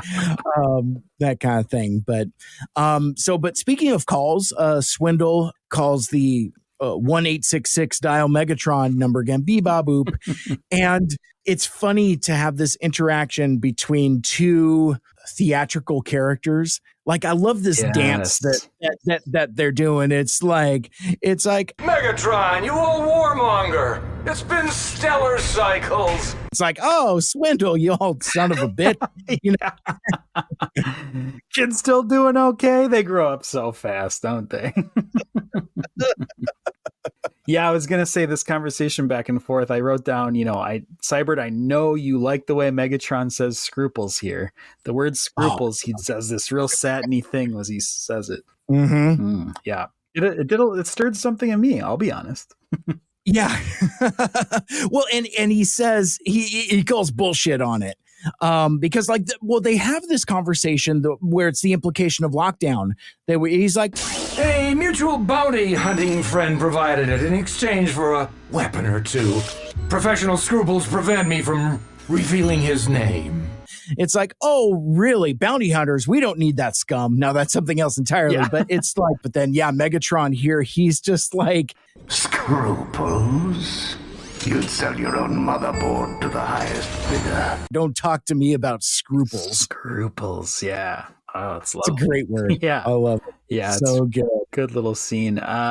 But so along with this call, I guess we have to see a demonstration of this secret weapon that we've been building here. And so now we finally see why this fragment is needed. It actually is this big plan to it's like a big giant EMP for all electronics and robots in the city. And I can see where this is like an army killer. Like, this is just going to stop all bots in their tracks. This would be appeal to Megatron. And Megatron doesn't believe him because it's Swindle. And It's like, well, it seems like you need a demonstration then. And he does. And this thing is devastatingly effective. I mean, we're talking about whatever on the same levels of what Black Arachnia was doing with it's not quite changing the weather, but it's close. Like, you see like this wave of energy kind of engulf this area of the city. You obviously see all of the Autobots are now immobilized, but you also see every other type of electronics disabled as well. Like the train screeches to a halt. Vehicles stop in their path, and specifically you start to see the helpful robots. They're dutiful robot helpers being incapacitated as well. And I wrote down in my notes, not the trash bot ! Because this dude just straight up falls over and garbage falls out of his head. It's weirdly heartbreaking. I'm like, oh no. Well, and you want to talk about heartbreaking. I was really sad when the dog walker robot, and then the dogs just kind of tug him away. I'm like, oh, the puppies, they got to get home. Yes. Oh my God. I mean, that is so freaking metal. They're just so the dogs are walking themselves, dragging this for intensive purposes, dead robot behind them. That's some upsetting imagery, I think. Yeah, absolutely. Two victims of this beam that hits the city that hits pretty close to home. Bumblebee, for one, goes down. Sure. And Powdered Sugar, apparently a robotic unicorn, because also takes the hit. Oh, yeah. And I think that's an important point, because I don't know. I think that helped. So right now, this is where the team up happens, right, between Sari and the SUV here, and I think that's what cemented it a little bit, because I think in the world where that pony survived the blast, maybe it wouldn't be willing to help out Sari as much. So I think that's a nice little plot point. But either way, Sari notices that the shield went up around Sumdac Towers. Failing Sumdac Industries still has a force field around their tower. So she lights are on. Yeah. So she and the rest of the team drag Bumblebee and Powdered Sugar over there to get them revived, and it works, luckily. But now everyone's pissed. They want revenge on Swindled. Right. This has cemented them to a new cause, which is that guy sucks. Yeah, well, and a little bit of levity here. You get the door greeter bot who welcomes them to checks notes Powell Tower. Yes, which Powell Tower. Sorry, takes very much exception to. Very Trumpy, right? The Powell Tower. Yeah, well, and it's odd. So they get Bumblebee back online. And as soon as Bumblebee awakens, Sari breaks down the plan. She's like, I got a team. I got a plan. Let's go. And Bumblebee, refusing to be off of his bullshit, says, no way, I work solo. And it's like, since when? No, you don't. What are you talking about? Yeah, when did he become like this rogue detective that roams the city? Just this hard-boiled. I've never had help, but I never will. I'm one man against the world. I do love this parting shot as they get ready to leave the tower, and Sari kind of like gives the door greeter bot the key treatment, but then does like a little bit of like whispering. I'm just like, oh man, are they doing a secret foreshadowing? What's going on here? It's like, is this going to be like, oh man, is it going to be like hints for an upcoming episode, like something that's going to come back around like a half season from now? It's like, what is this? It's like, no, it's just, we're just going to reprogram the reception bot to say, welcome to Sumdac Tower. Point to see Powell as a boogerhead. Boogerhead.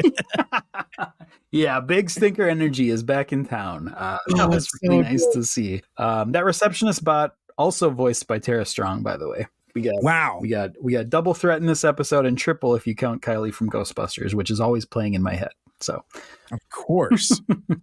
So the SUV ends up busting up Swindle and his weapon. Sort of it's a little quick kind of wrap up here to end a Swindle, but like supervillain team, they're not all the way good yet. And Nanosec steals back the watch, his girlfriend's watch. And the rest of the SUV engages in their one-time comrade helps. They try to. There's this funny bit where they try to like get away in Swindle, who's like out of commission now, right? Yeah. He's come to the taste of his own medicine. And I misspoke earlier about, because like Swindle just pops up with the shield generators earlier. It's here when he brings out all the guns, because like the SUV rolls up to Swindle and it's like, well, two can play the force field game, and Swindle is like, well, hey man, wait, don't you want to negotiate? And I love this. Like I think he's just asking rhetorically, right? Or he's like, don't you want to negotiate? Me neither. All the guns, all caps in my notes. So that's what happens. But then Sari rolls up to the machine, and I laughed at this. It's tidy. But it's kind of funny. It's a real Occam's razor thing. It's like, well, where's the off switch? She finds the off switch and jams her key into it, and that's kind of what reverses the effect. And I thought it was interesting. The music cue or audio cue, like as the effects are being reversed, there's toll bells. It's like because like the clock tower that we've never seen before, but like bongs, it's like the banging of the toll bell on the clocks. So Swindle is now incapacitated.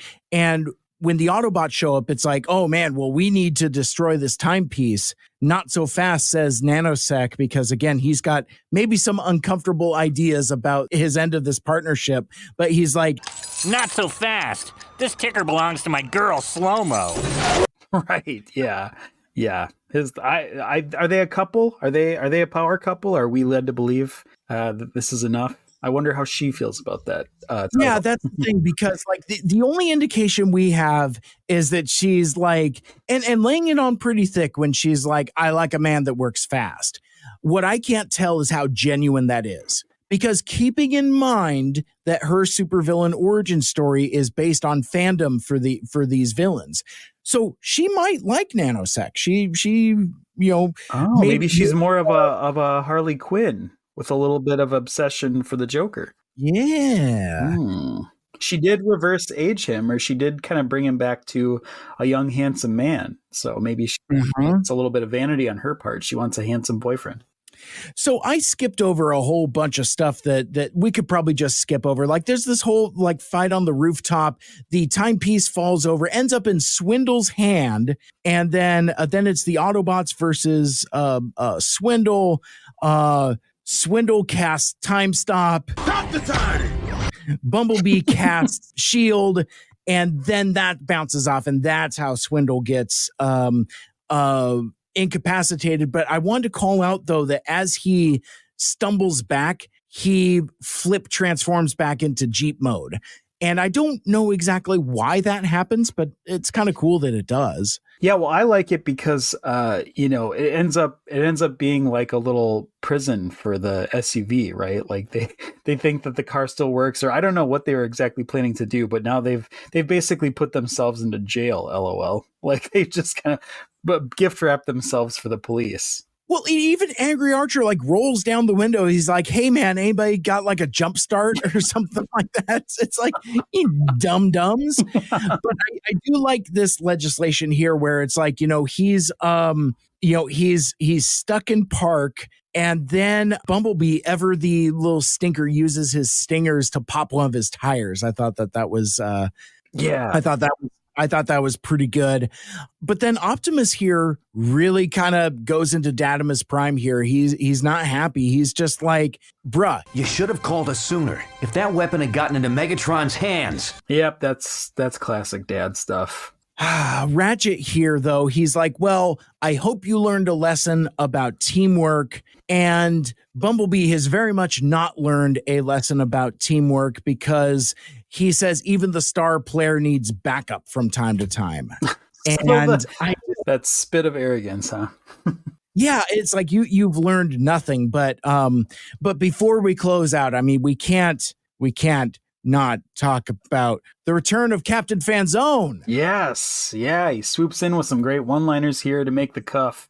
And apparently the fate of Swindle will be that he is sold part by part at police auction.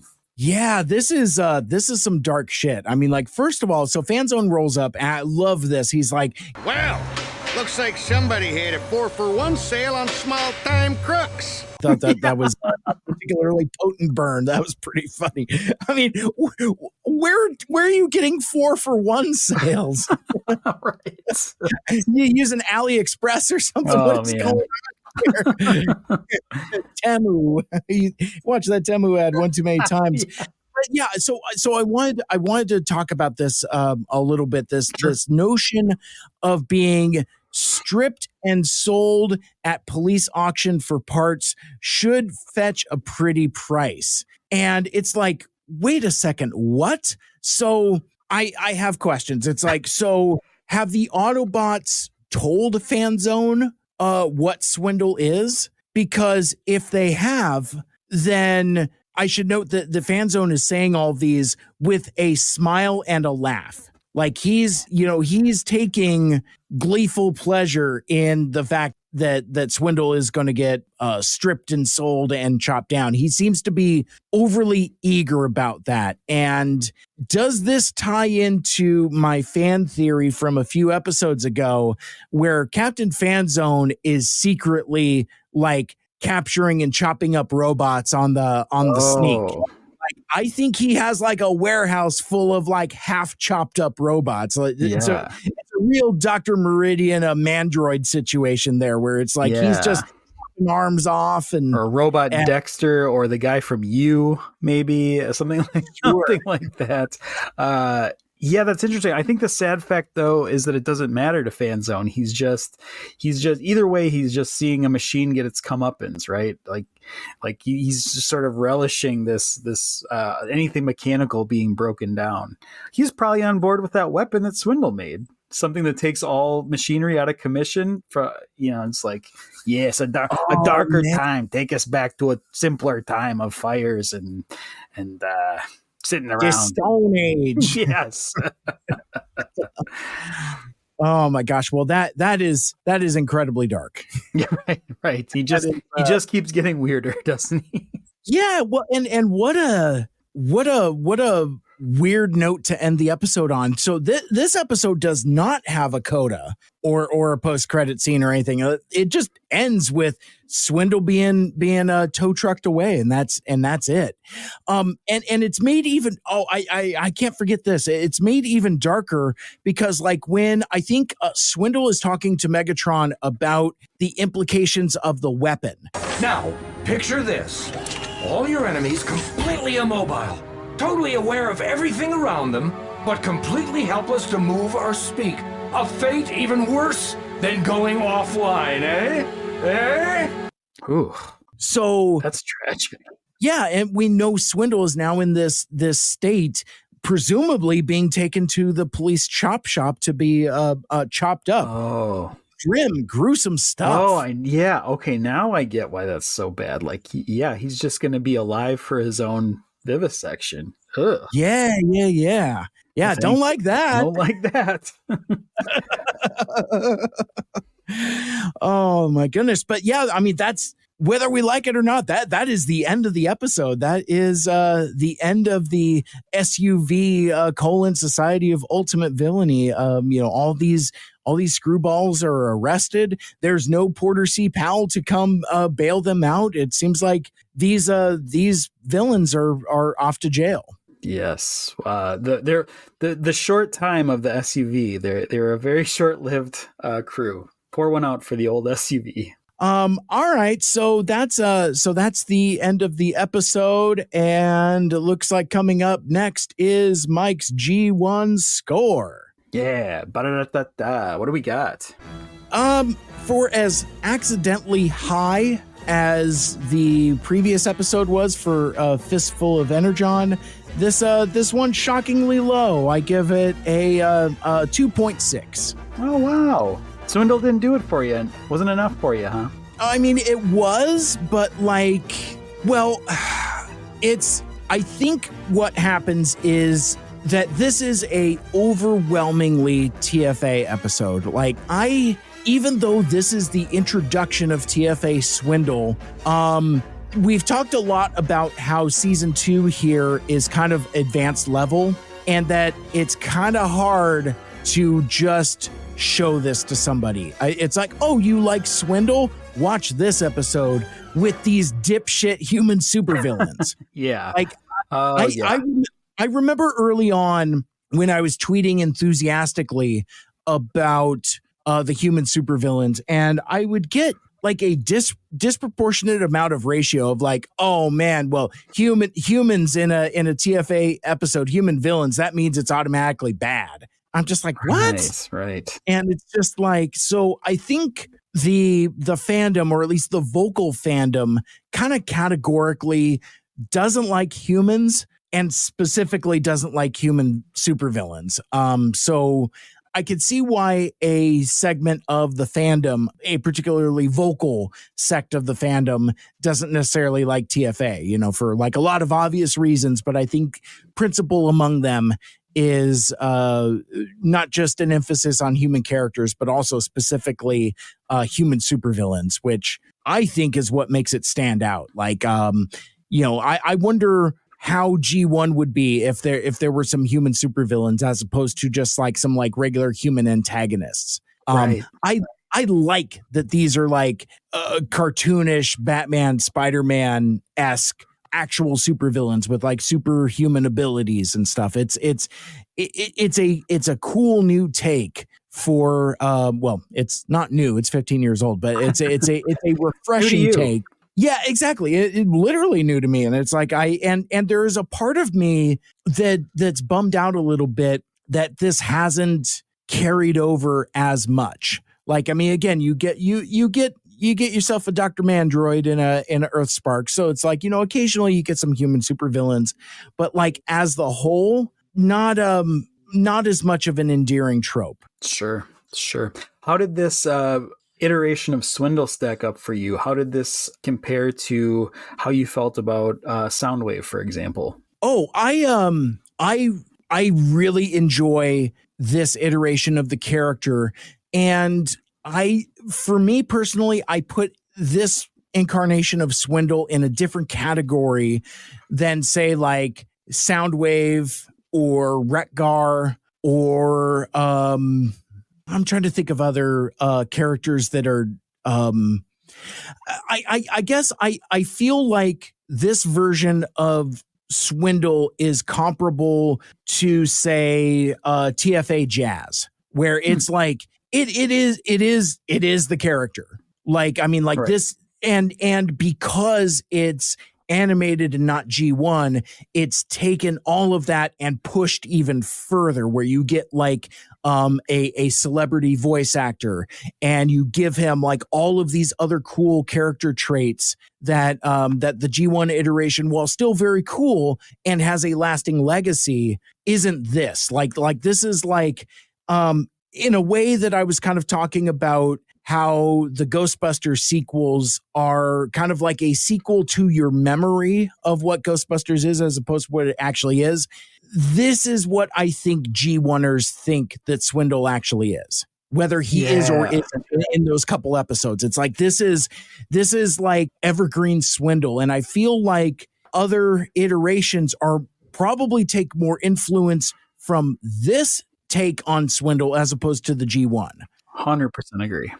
I mean, like, he's a fully realized character. And furthermore, I think we've talked about this a little bit with when we talked about the Constructicons. It's like there are very few Combiner limbs that have life outside of their sub-team. Swindle is like the one character that breaks free and like has his own unique personality, completely separate from the rest of the Combaticons. And so strong is that characterization. I'm not even asking where the other Combaticons are. Like, do they even exist? I don't care, because I think if we're getting Combaticons, then we're getting less Swindle. Just like in those old G1 episodes, because it's like there's shockingly little Swindle in G1. There's less than people like to remember. He's memorable when he shows up. But yeah, no, I love that this is a terrific spotlight episode for this particular ituration of the character. I like him quite a lot. He's certainly in my top tier of favorite TFA reduxes or new takes on the character. Awesome. I mean, I put him in the same character or same echelon as, the other Autobots and Decepticons. Sure. I think maybe what you might be looking for that I'm not necessarily getting is that, like, or not necessarily giving, is that I don't think he's different. Whereas like Soundwave, where the excitement is in the differences, like he has a very different origin story and all that. Whereas this is just Swindle, just with more guns. Yeah. I like him. He's got a little bit of an Iron Man quality, especially from the first Iron Man film. He also looks like the Fun V, if you get that reference at all. Hey, Tony. I'm sorry, this is the Fun V. The humdrum V is back there. Man, when I love those big purple goggly eyes. I really love that they characterize that element of the original Swindle. That was very fun. Well, and they make it so expressive. Like, he's got like the giant eyes with the little pupils that move around and he blinks. Oh, sure. Yeah. I don't know how many other Transformers in animated blink, but like he's explicitly, deliberately blinks more than a couple times. Oh, well, I know what I'm counting next episode we watched. I'm clocking those blinks. Well, and I also love that he always has like this giant pie-eating smile on his face. Yeah. You know, it's like he says everything, even when he's being menacing, he's always saying it with a smile and a laugh. Very Cheshire Cat, kind of creepy. Very much so. It's just like such a big smile. It's so funny. I love the character design. One thing I didn't write down or think of until now. It is curious to me that, you know, we spent so much time talking about Lockdown and how he's a mercenary and he specifically has like the black badge. Swindle is very explicitly wearing a Decepticon symbol. Oh, interesting. I'm not sure what that means, if that means anything. Yeah, is he an arms dealer for the Decepticons, I guess? Like he's not quite a middleman like Lockdown is? Oh, yeah, like on his tech spec, that's like his function, arms dealer. Yeah. Actually, that might actually be true in G1. That sounds a little true. We'll have to look into that.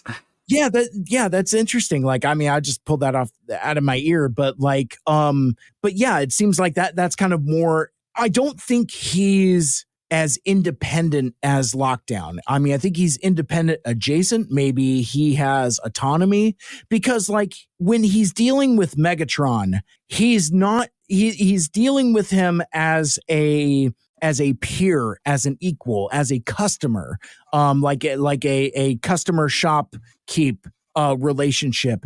It's not Blitzwing, Lugnut, even Starscream. Where's Black Arachnia, by the way? I've just thrown that over my shoulder. It's just like, our discussion about Transformers 1 made me realize it's like there's a certain spider lady I have not seen for a very long time. Right.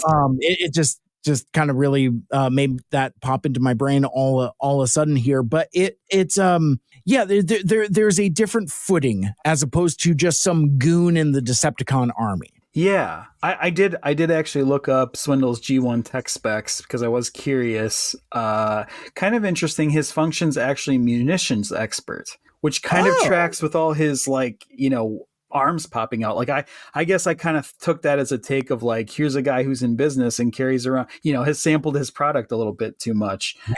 But if he's a munitions expert, yeah, it makes sense that he has all these weapons popping out of everywhere. One little note I like in his description here, they refer to him as a one robot black market. I kind of like that. Yeah, that's a cool little tag to have. Mm-hmm. Well, and I would imagine that he would also have like a Captain Fanzone-esque trench coat with like a bunch of like wares to show off. Like, look at all these watches. Right. It's like, oh, you're buying all these guns. Can I also interest you in some fine Rolodex watches? And Slow-Mo's like, yes, I'll take all of them. My wrist was getting cold, actually. Thank you. Yeah, exactly.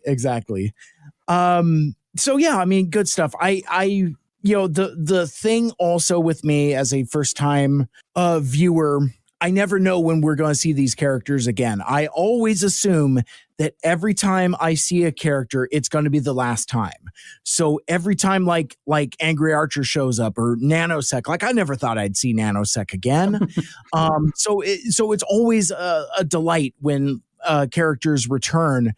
I hope this is not the last time we see Swindle, because that's just like, there's just too much more meat on that bone. Yeah, that does seem like that'd be a waste of a character, doesn't it? Yeah. Very interesting. And with that, let's see. We did Mike's G1 score. Well, let's crack open the mailbag for a couple bits of listener feedback before we get the heck out of here. Mail time.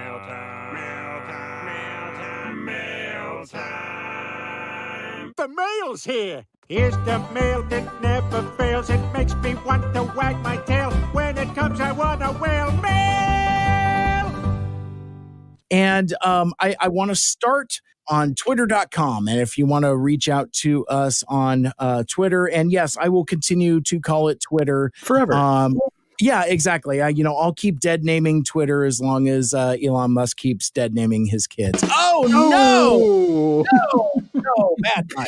Man in the can, get back in that can. Exactly. So this, we actually kind of accidentally referred to this earlier in our episode, but like I got a DM from my buddy Anthony Bricali, tfu.info, the website, the toy archive, and host of Transformers University, my good friend.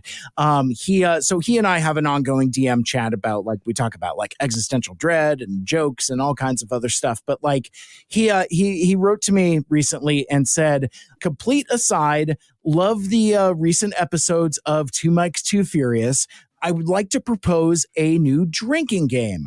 Take a shot whenever you say French kiss when you mean chef's kiss. And I wrote him back. I'm like, oh, it's funny. You know, I sometimes wonder if folks get left behind with some of our insider references. That comes from a Mike Seibert Radio podcast episode we did over a year and a half ago. Yep. And he's like, I wondered if that was an ongoing gag. And something that I lose track of often is like, I just assume everybody is in a cinematic universe and that everybody consumes everything in the cinematic universe. That is not the case. There are folks listening to Two Mikes Too Furious that has probably never listened to an episode of Mike Seibert Radio podcast. I can't say I blame you. Oh, no.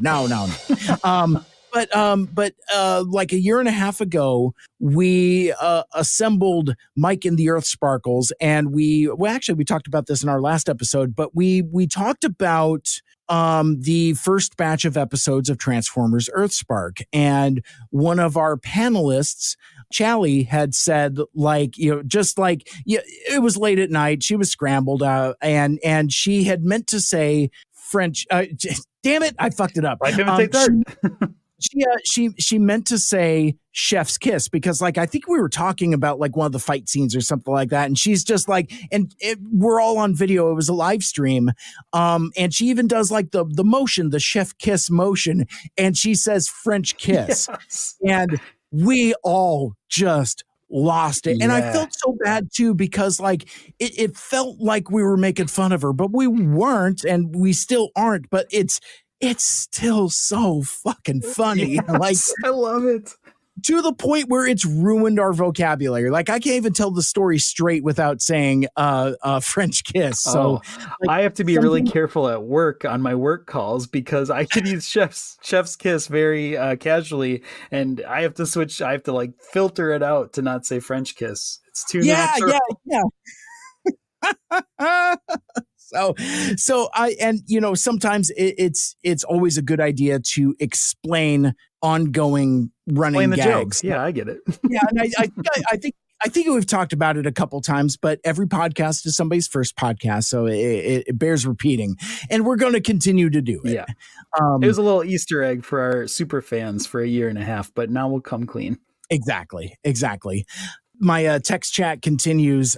Also, from Anthony Bricali, he also pun suggestion: your G1 score underpinned by a music bed from the G1 score, and I don't know why I didn't think of that earlier, but so a couple episodes ago when we talked about the rise of the Constructicons, you heard a little bit of Heavy Metal War in there. So it's like I'm starting to work that in.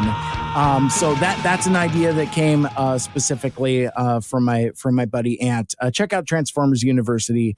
He's a good dude. He's my good friend. And if you like this stuff, you will definitely like his stuff. And if you're playing Mike Seibert Radio Bingo, you just got bingo, because like that's another ongoing thing amongst ourselves. He's like, yeah, you mentioned me a lot. It's like, I don't know. I mention my friends a lot. The man that gives you an animated Bumblebee toy gets mentioned a lot. Okay. That is true. Yeah. Let's not forget that. He famously gifted me my enormous animated Bumblebee, who, like, now that I have more animated Bumblebees, that figure is just huge. But speaking of Anthony Bricali, he's had some legislature with the Two Mikes account. Apparently, in his going through some stuff, he found like a TFA Post-it notepad. And apparently Mikel Andrews, you've been having some fun with this. It's like a meme template now. You want to talk about that a little bit? You can't give me a picture of a blank Post-it note without me scribbling a little note on there. And I hope that takes off. But that was the first thing that came to my head was a little note. Prowl, don't be a dick. Prowl. Like the writing a little reminder to yourself is something I do. I don't know if anyone else does that, but give Prowl a little spin on it. Well, and it's funny because like you've been having some Twitter correspondence with TFU.info also. Like, you guys are damn it, TFU, now you got me watching old Prime clips and I have animated homework !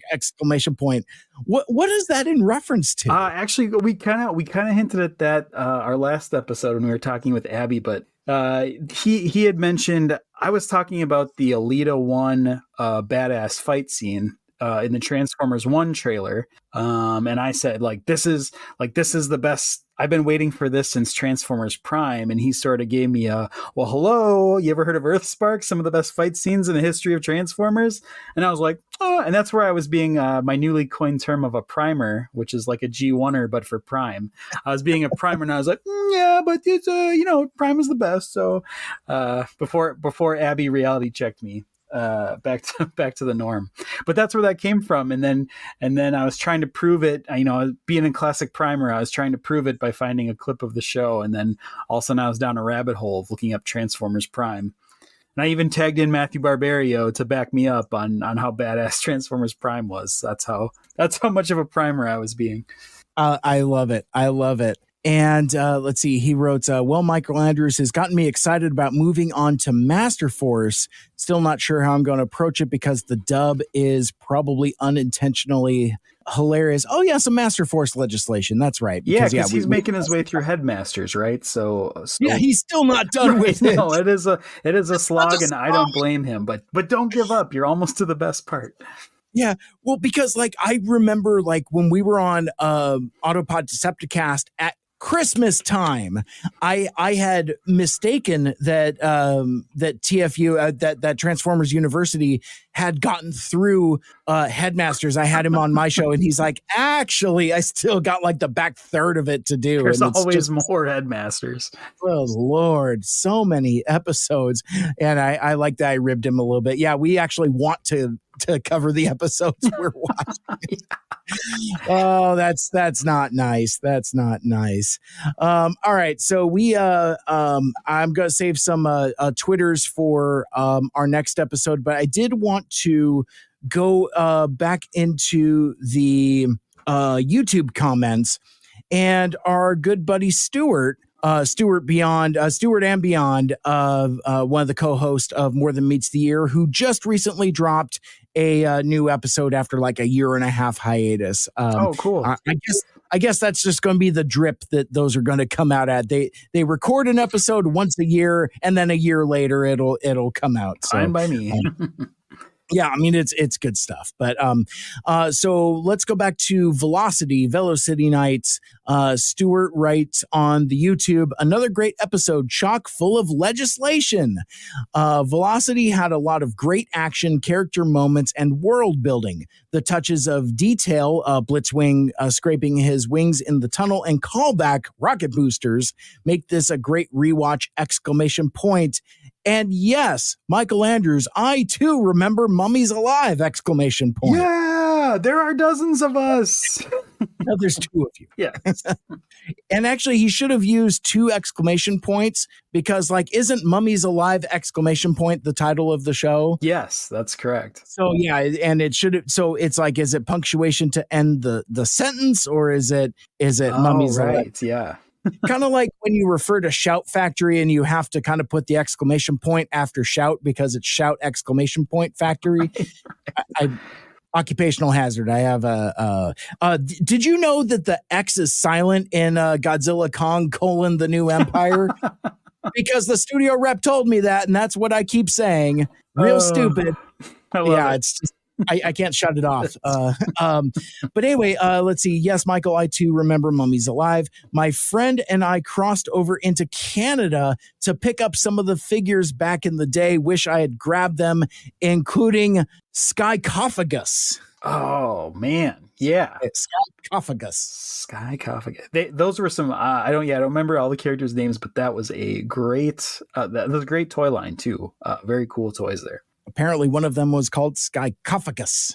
Skycophagus. And, and we'll close out with this from number one super fan of the show, the one and only Matthew Barbario, also talking about our Velocity episode. Another great one, Mike's exclamation point. Velocity is not one of my favorite TFA episodes, but is still a good one. It kind of reminds me of the Prime episode that involved street racing. Speed Metal. Yeah. Nice. Relentless in your face. That's a cool title of an episode. It's so cool. There are some similarities between the two, including the bots and cons illegally racing. Mikel Andrews, you beat me to it on the 2007 reference of downloading songs on the internet. Who hasn't? I wasn't going to let that slide. Come on. No, of course not. I take notes as I listen for things to put in my comment, and that was one. He's also so right about the visual similarities between Sam's car and Fanzone's car. But is Fanzone's also a collector's item like Sam's ? Never Give Up, Never Surrender was also used in a song Stan Bush came out with called Never Surrender. If you haven't heard it, definitely give it a listen. Oh, cool. Yeah, I'll have to check into that. And I'll throw it in as our post credit song, which I seem to be mixing up lately. You know, it's like, you know, you get a little bit My Chemical Romance, you get a little Ludacris, you get some Weird Al, and now you're gonna get some Stan Bush as well. So that's nice. So we got that going for us, which is nice. And with that, I will cinch up the mailbag for now. We will have tons more mail, a lot more tweets. Like there's this whole legislation between you and Alpha Magnus about like what the trajectory of the live action movies will take. Yes, we have to talk about that. Yeah, I want to get into that, but I think time is getting away from us, and we won't be able to cover that for this edition of the show. But before we close out, you know what time it is. It's time to dim the lights because it is time for the Ichabod Drift's favorite segment, the Mikel Andrews preview haiku, a preview, if you will, preview of our next episode. Yeah. Here we go. The flashback to the past. Yellow and green make a scene. Time to catch a buzz. Cue the bongos. Wow. That's up in my game. I love it. Swish. Man, much like Bumblebee with his turbo boosters, much like Prowl with his mods and upgrades. You know, Mikel Andrews get some nice compliments about people loving the pre-coup haiku. Good Lord. I think I've been recording for like 5.5 hours and I got like marbles in my mouth. It's like I cannot form a coherent sentence. I think I need to go to the vampire retirement home and watch my plasma TV with my satellite dish. Compliments of one Nino Sexton, Nanosec. And maybe I'll have some pizza while I'm there. There you go. That's right. Well, I have to say I had to make the preview haiku for this one good because next up, I've been tooting this horn a lot. Auto Boot Camp. Woo! It's happening, and I hear a rumor we might have some very special guests as well. Yes, yeah, and if I'm correct, that preview haiku will also be a preview for who the guest is. If you can use that as a tidbit of trivia. Holy smokes! I don't know how we're gonna manage this with 5 people on a podcast. Good Lord, it's gonna be pandemonium. It's gonna be metal. Speed metal. Yeah, speed metal. All right, good shit. All right, good job, my friend. Pack it in. I'm gassed. I got nothing left in the tank. Want to be a guest on the show? Send us an email to mikes2furious@gmail.com. Interact with us on social media. You can follow 2 Mikes 2 Furious on Twitter, Facebook, and Instagram at 2 Mikes 2 Furious. You were born a fighter.